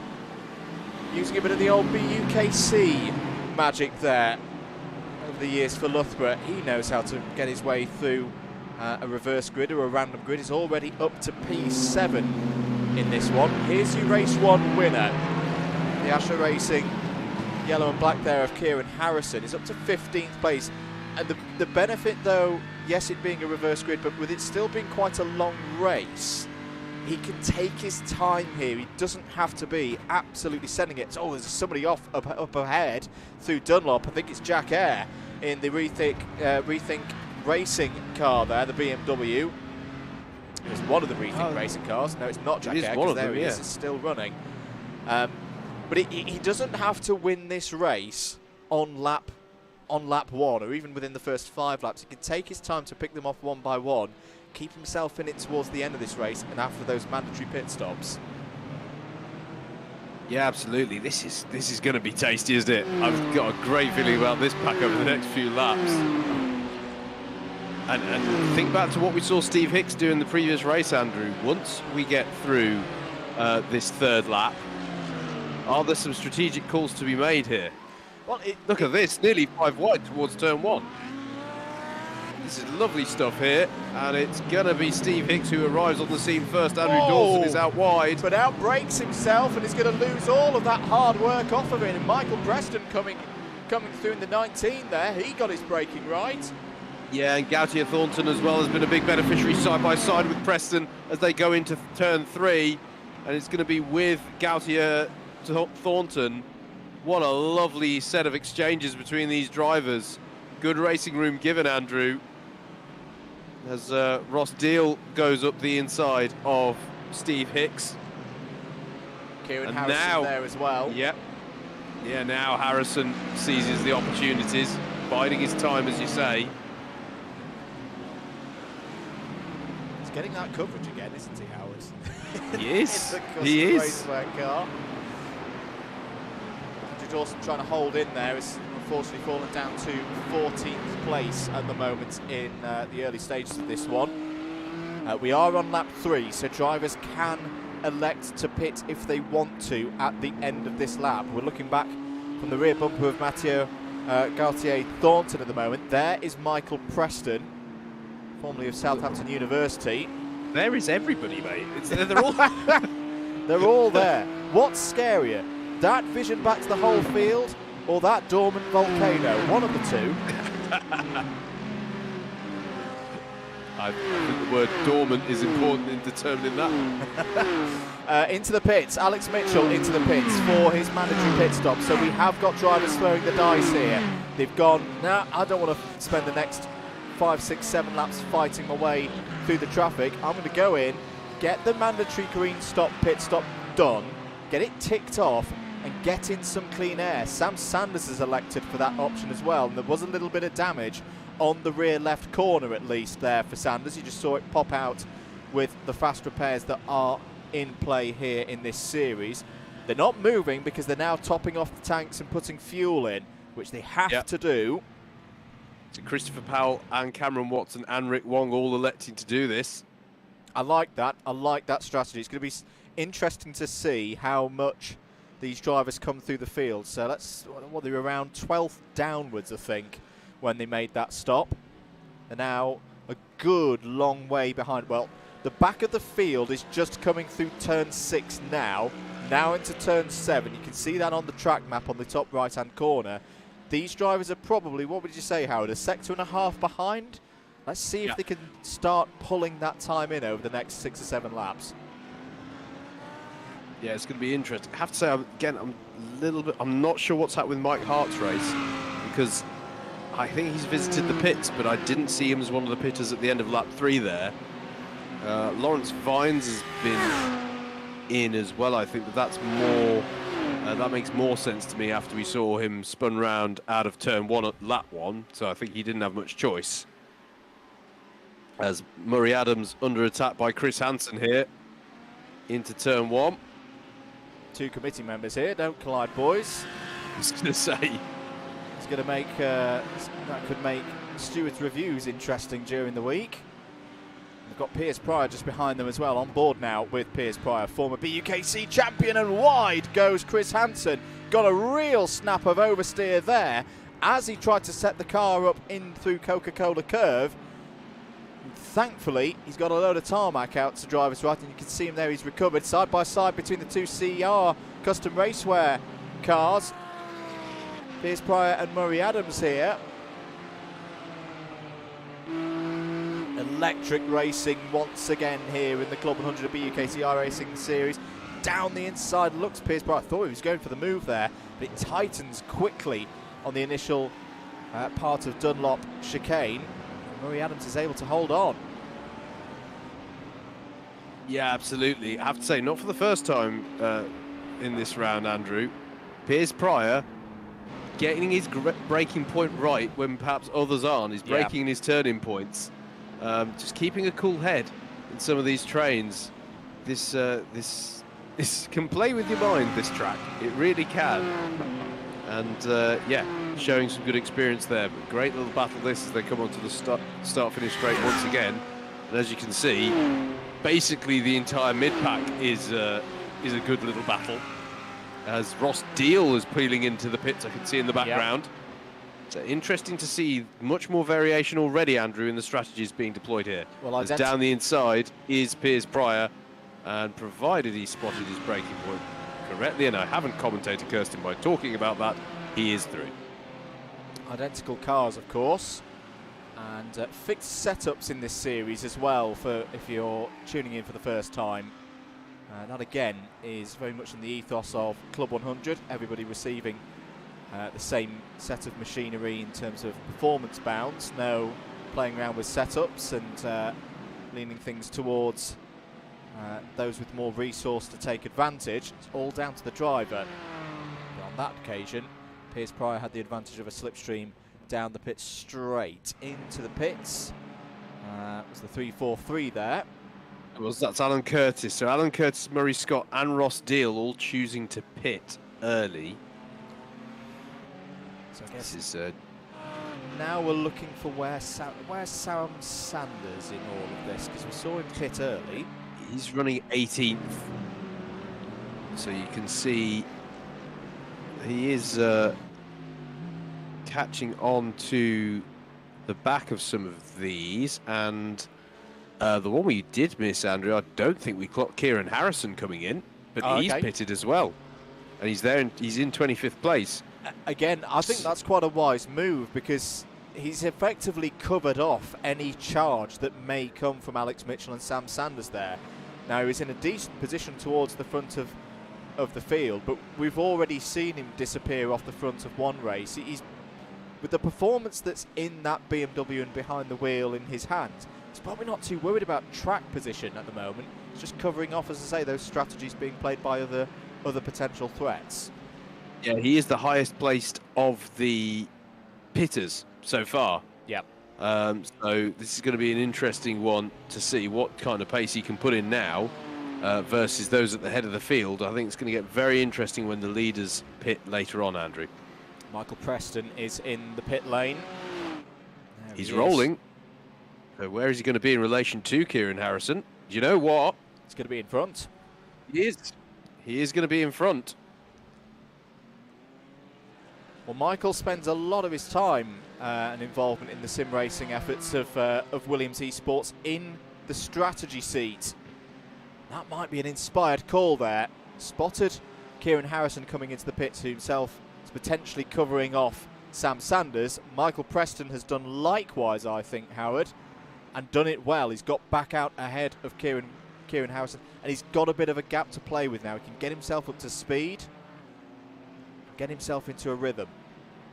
Yeah, absolutely. And here we see Andrew setting up nicely here, a name who we've spoken about for years in this championship now, and someone who just got their first win earlier this evening. So this could be fascinating. Good evening to the two Adams. Hello to Adam Sears, who's cheering on Rethink Racing's drivers, and you know, we asked for people to let us know who they're cheering on for, and the top gentleman driver in the BUKC has done just that, and then has been replied to by Adam Chapman from Alpha Live to say, ban Adam Sears from the chat, he's a spam bot. No, this is our channel. We like Adam Sears over here, Mr. Chapman. Speaking of Adams, one's going to emerge from the pit lane. Obviously, it's going to be irony of ironies if he comes out anywhere near Ross Deal, but I don't know, Andrew. I feel like something's gone wrong for Ross Deal's race. He's further down than I would expect. He's down in 32nd place. Not quite sure where the time has been lost, but interestingly, Adam State comes out just in front of Kieran Harrison as well. So this is going to be interesting. We're keeping that driver tracker on for you all in the top right, so that you can see where they are in relation to the leaders, who are just going through that technical last sector now. And interestingly, from the perspective of when they might pit, Andrew, are starting to come upon some traffic. Yes, and they'll hope that that traffic disappears into the pit lane pretty quickly. And the other thing as well, Andrew, is that this lead gap that William Doyle has been nursing has clearly gone down here. Josh Mitchell has had a good couple of laps. And the question is, how much do they want to battle? Doing a good job at the moment. I'd keep as they are, keep working together. Josh Mitchell is going to look to the inside now. Will William Doyle defend this hard, or will he just let this race play out? I think he's going to do the latter, and that's a wise decision if you ask me. It's an opportunity now to save a bit of fuel, reduce that service time. There's Piers Pryor just behind in third place in the custom racewear machine. Murray Adams in fourth. He's doing a great job, by the way, as the highest placed Class 2 runner is Murray Adams. He is. You're watching live coverage of round 2 of this, the 2023 Club 100 and BUKC iRacing Championship. Andrew Mather and Howard Mitchell from DDMM on commentary duties for you this evening. If you're enjoying what you're watching, plenty of this to come up through the rest of the year. You can still get involved as well if you're on iRacing. Even if you're in your first day of iRacing, if you've got a history of racing in the BUKC and or Club 100, or you are a current driver in BPEC, you can get involved. Plenty of action in the real world coming up between now and the end of the month. Buckmore Park 24 hours this weekend. That is going to be a cracker, ladies and gentlemen. And if you do very much like your sim racing, I'm not going to say exactly who at the moment, but there are some entries on that list that you will know, and it will be very interesting to see how they get on at Buckmore Park at the weekend. Following weekend after that, we've got the culmination of the BUKC Mains Championship for 2023, and then Super 1 up at Rowra as well. On board now, Howard with Matt Hale. That's Luke Tomlinson just ahead, and just as I thought we were going to have a battle, Luke Tomlinson goes, no, I don't want to fight, I want to go into the pits. Well, he might have let me know. I'd queued it all up on the cameras. It was going to be great. But yeah, no, possibly make a good call, to be fair, before getting embroiled in a fight to make the call to pit at this stage. Pits from pitting as he does from the fourth highest Class 2 runner in the field, I should say.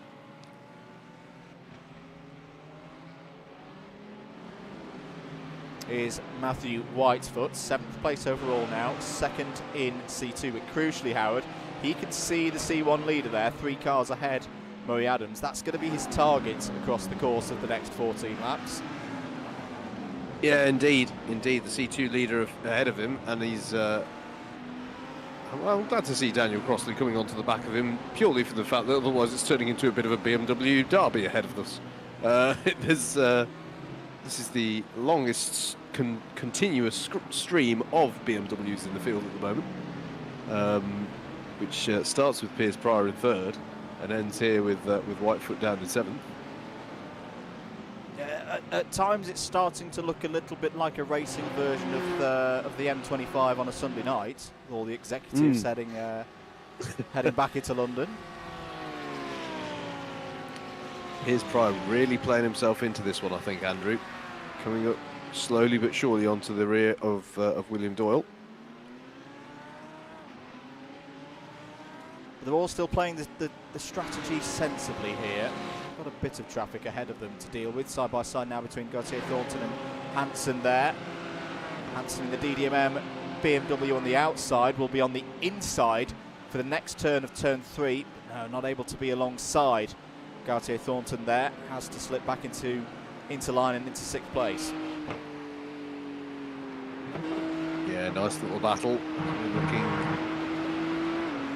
from Matthew Whitefoot's car. Looking for any opportunity presented by these two.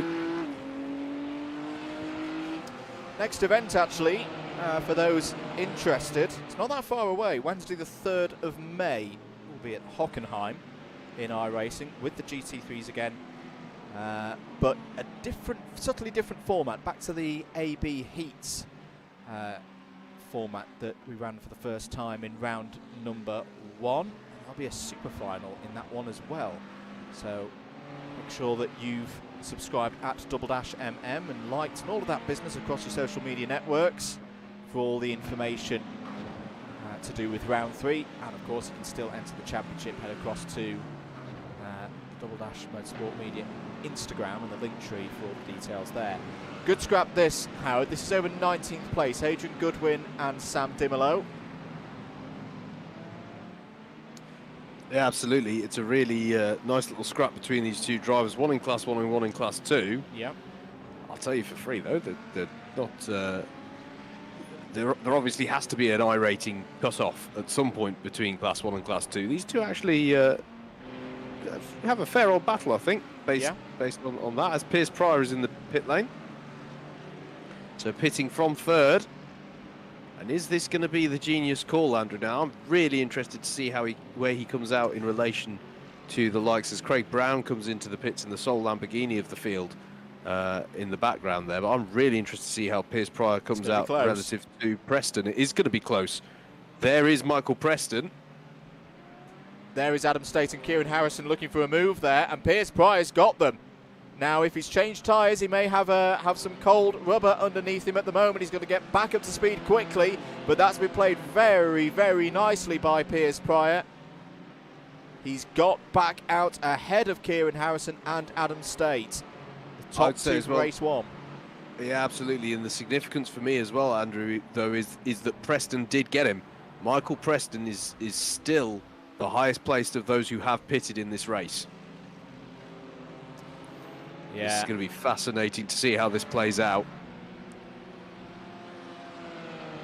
I was just going to say, as he cuts away from Adrian Goodwin there, you've saved his blushes from me talking about a race who was in with him the other night.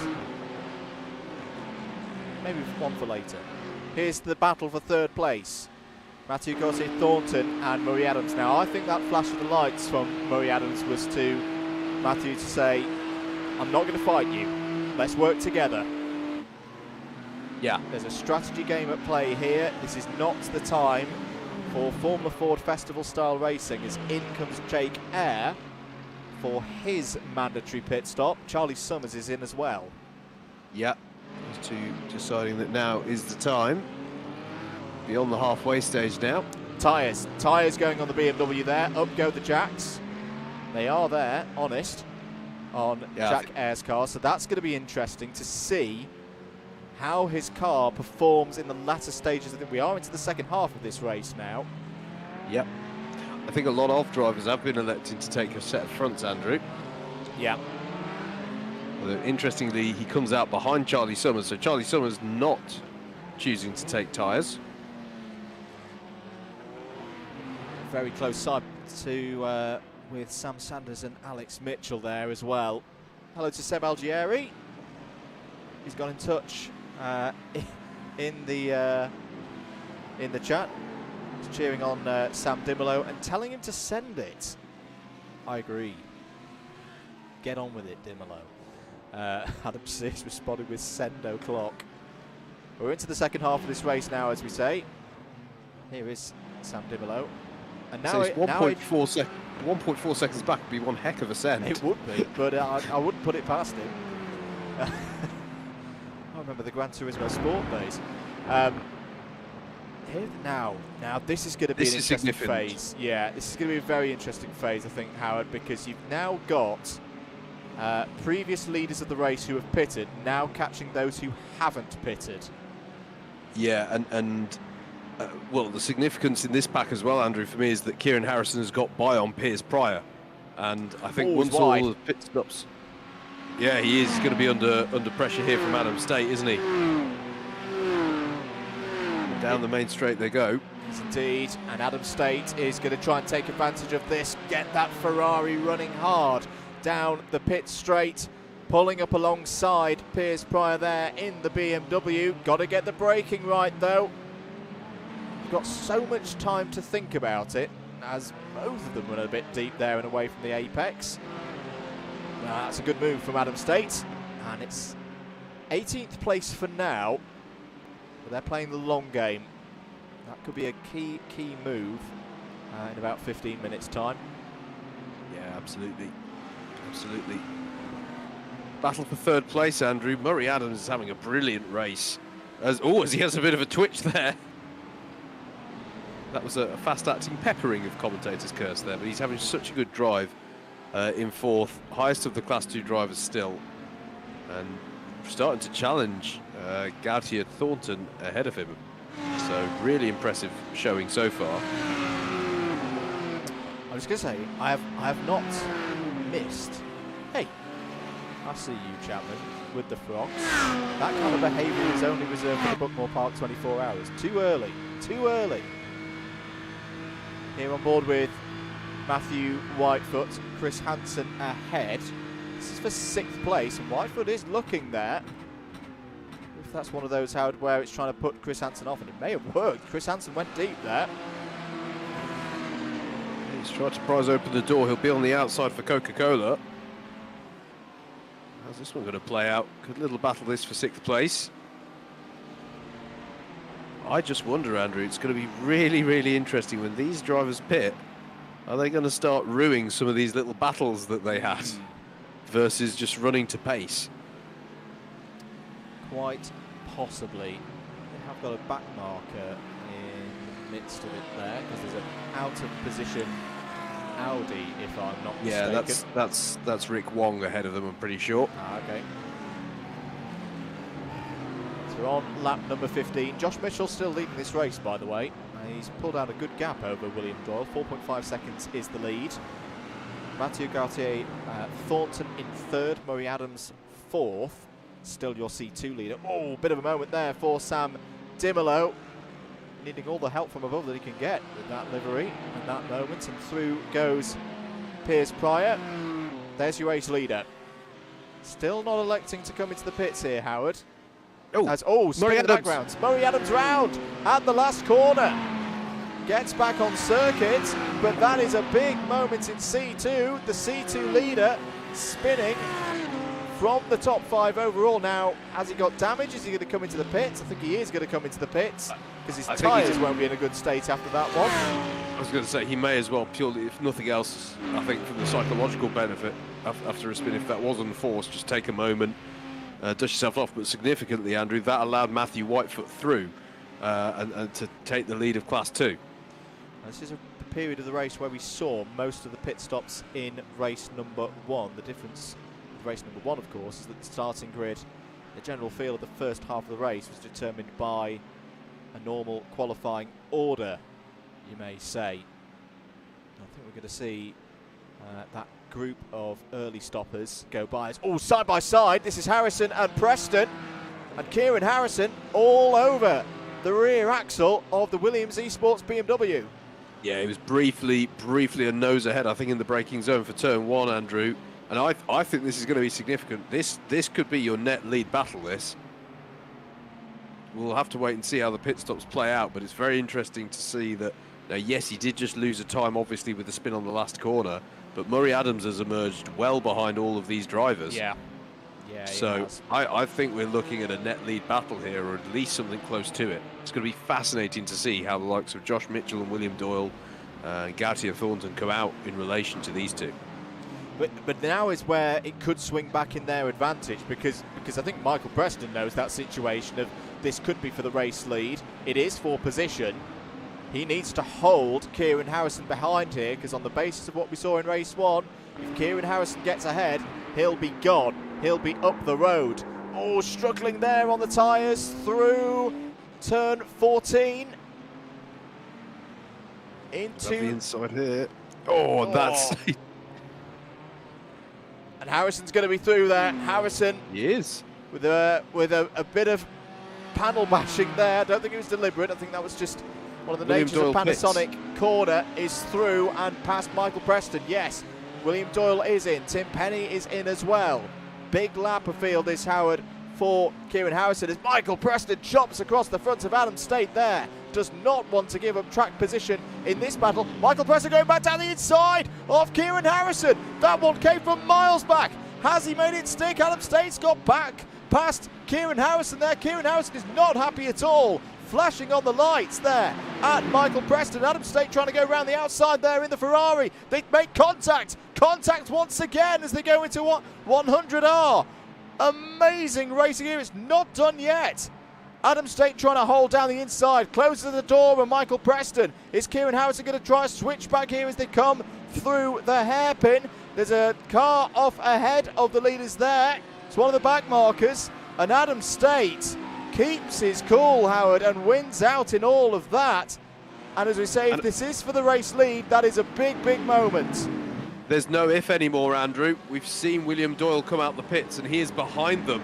He is behind all of these cars. He's emerged out behind Piers. You can see him in the background.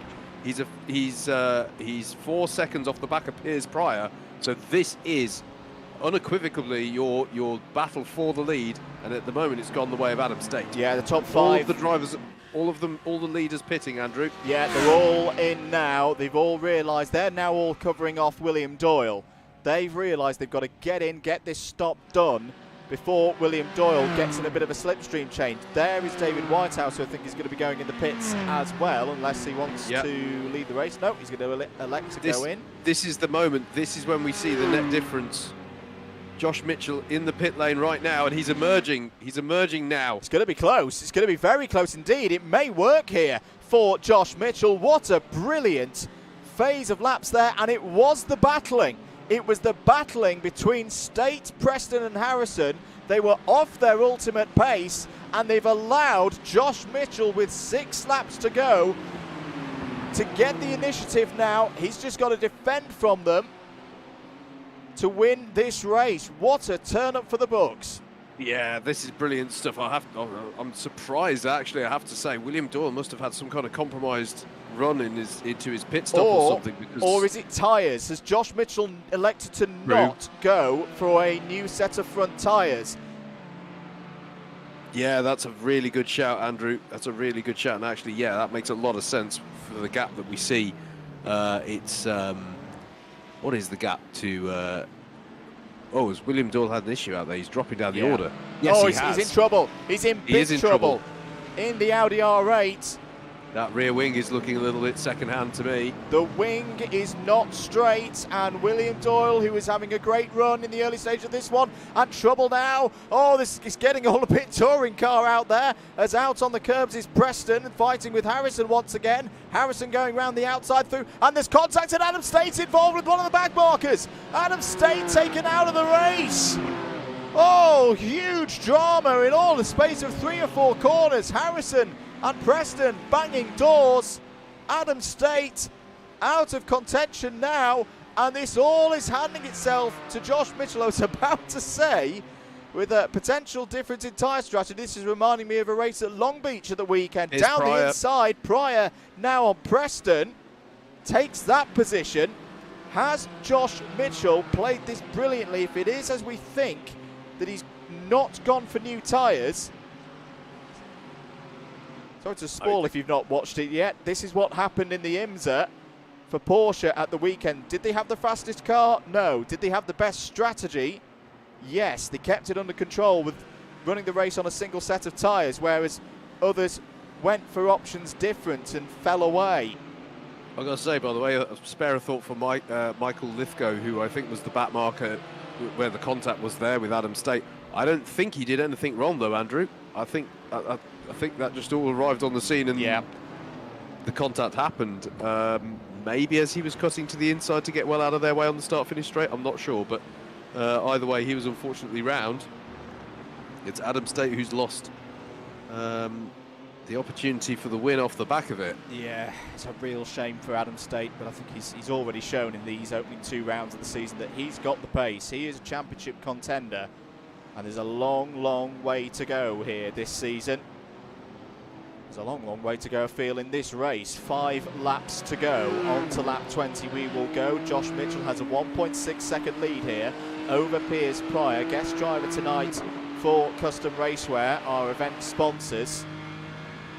Now in second place, 2 cars ahead of this driver, Kieran Harrison. There's Michael Preston in the middle.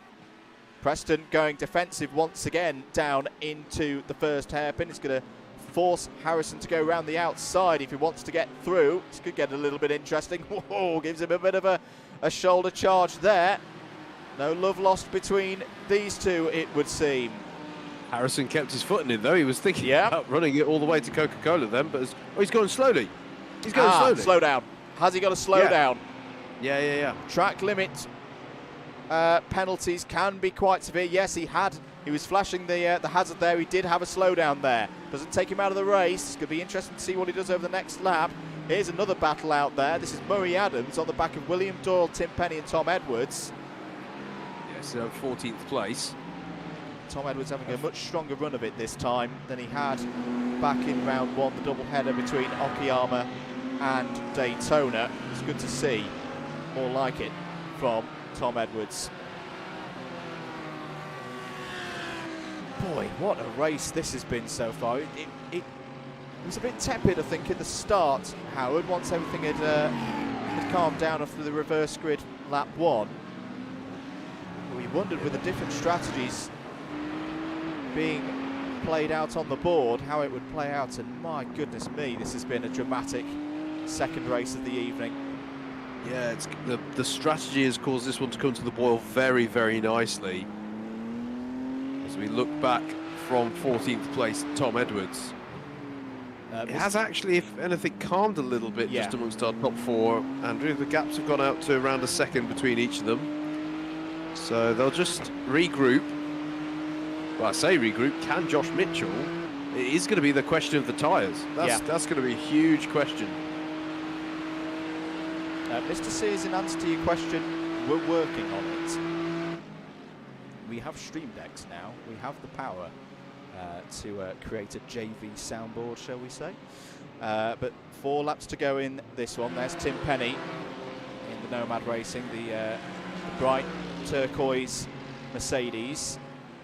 Just keeping an eye on those gaps. Kieran Harrison is closing in, Howard. He's just about a second behind Michael Preston at the moment, who in turn is 0.8 of a second behind Piers Pryor. Still Josh Mitchell holding out that 1.9 second lead. We should say we don't know for sure, of course, that has been the big difference between Mitchell and Doyle in terms of their pit exit positions. But if it is the tyres that Josh Mitchell has not changed, he's doing a fabulous job here, because that car will be a handful at this stage of the race. Yeah, the gap is 14 seconds, I want to say, between Josh Mitchell and William Doyle. Yeah. So that seems a fairly tyre changey kind of interval to me. Absolute expert opinion there, obviously, as you can tell. Expertly and scientifically put. Oh yes, tyre changey sort of gap.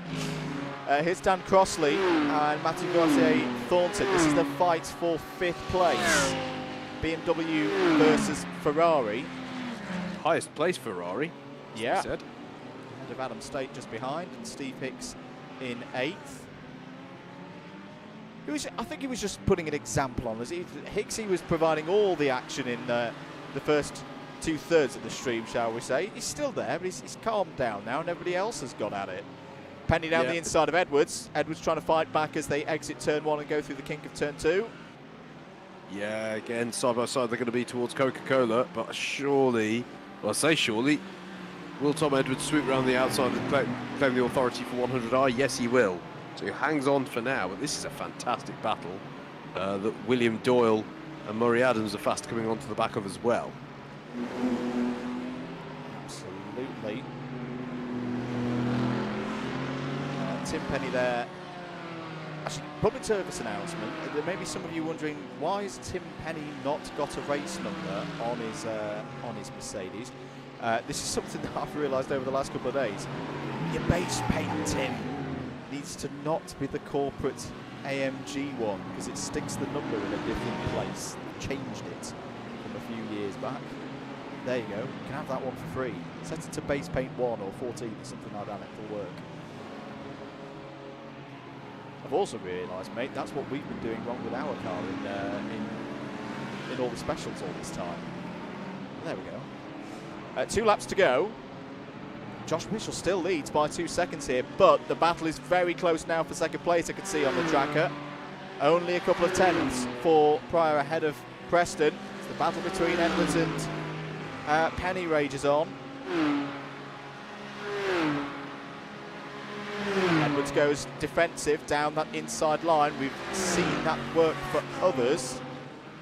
Tim Penny needs to be conscious of the slowdown zone. He's going to try, he's just going to hold back. Oh, that is beautifully done. That is brilliantly done by Tim Penny. Very heads-up driving and racing. He just held back. He didn't take the invitation to go round the outside. Held back, got it on the switchback. Beautiful placement from a driver who continues to impress me, whether it be here, virtually in the iRacing Championship, or in real life, Howard. A great move for 14th place. I think we've lost Howard for a moment. Apologies.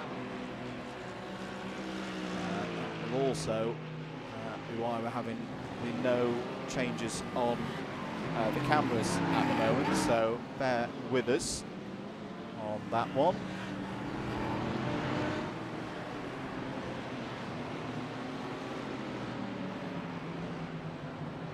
This may all go wrong, folks, because we're now a one-man band. There's your race leader. Josh Mitchell on to the final lap.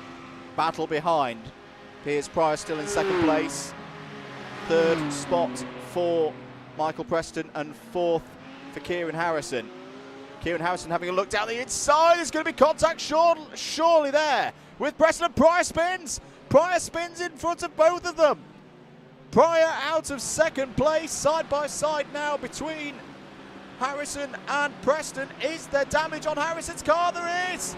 There is. Kieran Harrison going slowly and may lose the chance of the round win with this. Well, Josh Mitchell won't care about this because he is out front. He has played the strategy brilliantly in this race. And it's just a few corners away from taking race victory here at Fuji tonight. The points are going to be interesting. I have no idea who's going to be in position to win this round. But Josh Mitchell had it all on the line, went long, went for the overcut on those behind. Just needs to navigate his way through turn 14 and 15, through turn 16 of the Panasonic curve. Still Preston ahead of Pryor, ahead of Harrison. Matthew Gauthier-Thornton, I think it may have been that Kieran Harrison may have had a penalty, but what a win! What a win for Josh Mitchell. A brilliant strategic performance, and he takes race number 2 here. And that is going to be a good score for Josh Mitchell here from Fuji tonight. Second place is going to go to Michael Preston. Fierce defences all the way through. Went for the early strategy. It's going to be P3 for Piers Pryor, 4th for Kieran Harrison, 5th for Matthew Gauthier-Thornton, 6th for Daniel Crossley, 7th for Adam State, 8th for Steve Hicks, 9th Charlie Summers, 10th Jack Eyre. That is, say, your provisional top 10. 11th for, oh dear, Steve Hicks has broken the team code. Punted Piers Pryor around there, my goodness me. Chris Hansen in 11th, 12th for Sam Sanders, 13th for Matthew Whitefoot, 14th for Tim Penny. If you're new to this series, this is usually what happens after the checkered flag in the last race of the night. Tim Edwards in 15th place, 16th for William Doyle. Apologies, we will hopefully get Howard back in a moment. This is this is where I've got to work out which button to press. Normally Howard's the one who's doing this bit. 16th for William Doyle, 17th for Andrew Dawson. Talk amongst yourselves, folks. There we go. There's the result for you provisionally. Apologies, that's the Heat 1 results. So we've still got a couple of drivers out there on the circuit. I'll just run you down the rest of the order in a moment. If you have enjoyed the stream, apologies, Howard's just had a little bit of an issue at his end at DDMM Outpost. I'm sure he'll be back shortly. Let's give the button a press now. Nope, that's still heat number 1. There we go. There's your feature race results. Josh Mitchell is your winner. Michael Preston P2, Kieran Harrison P3, Matthew Gauthier-Thornton in 4th place, 5th for Daniel Crossley, 6th for Adam State, 7th for Steve Hicks, 8th for Charlie Summers, 9th for Jack Eyre, 10th Chris Hansen. I am going to say straight away, this may be something at our end with card drawing, because I can note that Piers Pryor is out of position in this one, so rough results, shall we say, for tonight. Sam Sanders 11th, Matthew Whitefoot 12th, Tim Penny 13th, Tom Edwards, Will Doyle completing the top 15, Andrew Dawson 16th, Murray Adams 17th, Mike Hart's had a difficult night there, finishes in 18th place. Moving down the order, Matt Hale in 19th place, Tom Dix 20th, Ross Deal 21st, Piers Pryor being scored there as 22nd, but that's got to be a slight computer error there. Apologies, because we saw him come over the line much higher up than that. Cameron Watson 23rd, Adrian Goodwin 24th, David Whitehouse 25th, James Fremont 26th, Lawrence Vines, Rick Wong Alan Curtis and Michael Lithgow complete your top 30. Christopher Powell in 31st. Sam Dimolo showed touches of speed and improvement there in 32nd. 33rd for Craig Brown. Alex Mitchell 34th. Luke Tomlinson 35th. Murray Scott, Richard Sanders and Jesse Dorgeest were all retirements. So there we go. We'll hang around for a little bit just whilst we try and get the scores on the doors sorted for you. You're back. I am back, yes. Don't worry. I think I just about made SDK work. My stream PC got so excited at that race that it decided it needed a timeout. But yeah, good finish there, and what a performance from Josh Mitchell. Really delivered it there with the strategy. Yeah, absolutely brilliant stuff. With as far as we know, right, the election to not take tyres. What can you say? Track position is king, right? That's brilliant stuff. The results are being assessed at the moment. Just thinking ahead, next round, Howard Hockenheim. Yes. In the GT3s again, we've had Hockenheim on the calendar before, and that's another circuit that tends to produce some pretty good racing. Yeah, absolutely, and it's quite a regular as well on the calendars of the iRacing GT3 series. You know, Hockenheim comes up fairly regularly, so it's a circuit that the drivers, I think, will know well driving that machinery. Yep. So I expect it to be quite a close run thing, and another circuit where, you know, perhaps not as wide as Fuji, but in fact definitely not in the last sector, where it can get quite cozy between everybody actually. But another good technical track, lots of opportunities for good battles, as we've seen when we've run there in the past. So yeah, I'm looking forward to that one certainly. And if you have watched tonight and you want to get involved, if you're a driver with a history of racing in Club 100 or BUKC, you can be eligible for this championship, and current drivers in BPEC as well. We'll stay on the air until we've got the round result provisionally. And keep an eye on the Instagram as well, because we'll bring in more little bits of content. We've been in a fair few reels and shorts recently, so thank you for the support on those the last few weeks. As we mentioned, Buckmore Park 24-hour this weekend with a high quality field there. If you missed it last year, it was, if I may say so, one of my favourite events of the year. So very much looking forward to that one this weekend. Full details of the commentary and when we're going to be on the air to come, but we'll definitely have the first 6 hours of the race, we'll definitely have the last 6 hours of the race, and we're trying to work out a way of bringing you the whole race, but stand by on that one. I know you've not been involved with it this year so far, Howard, but Clay Pigeon for BUKC finals, that's always a good place to have a final, isn't it? It's a fantastic place to have a final. Yeah, it's in some ways it's quite a challenge, because it's not the easiest track to overtake on, but I always think people say that as a bit of a throwaway comment. It actually means you get some amazing dogfights around there. You can pass at Clay Pigeon, it just tends to have to be something spectacular, so it's a great place to have it. Obviously a very high speed circuit as well, is Clay Pigeon. My mind always goes back to some of the Drivers' Championships, Grad Championships and Super Finals that we've seen around Clay Pigeon, Andrew. They're some of the best races you and I have had the pleasure of commentating on. So, yeah, Clay Pigeon's a brilliant place for them to wrap things up. It's been another highly entertaining BUKC season. So, yeah, it's a good place for the end of season. If there's a bit of stuff to mark the end of the season, it's a good facility that they've got down there at Clay Pigeon. I have a provisional round result, so I'll just turn the music off for this. I'm just going to go through the podiums for C3.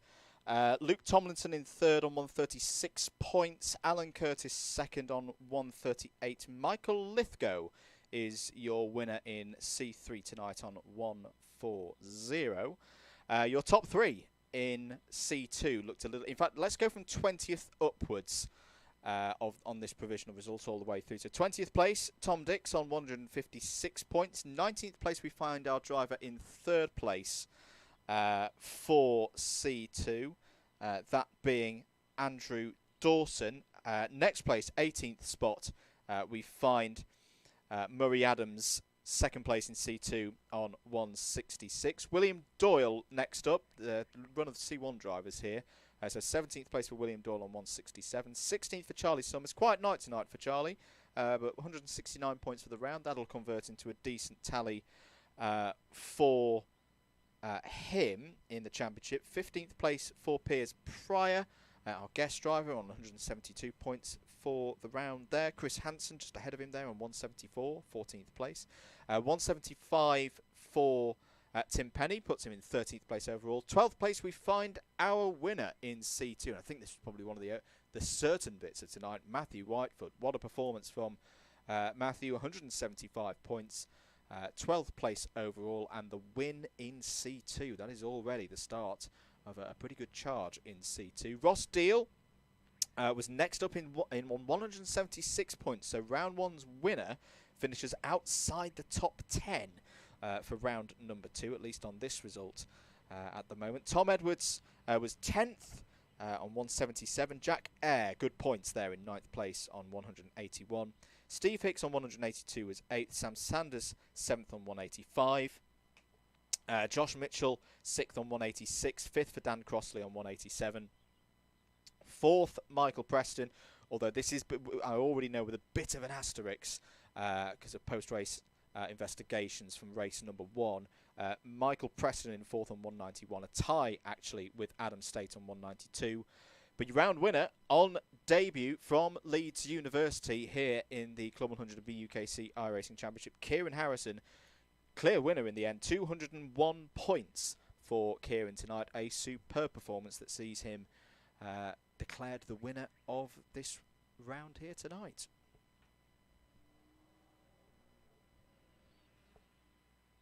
Yeah, brilliant achievement, and haven't we been treated some absolutely fantastic racing on the way to that result as well?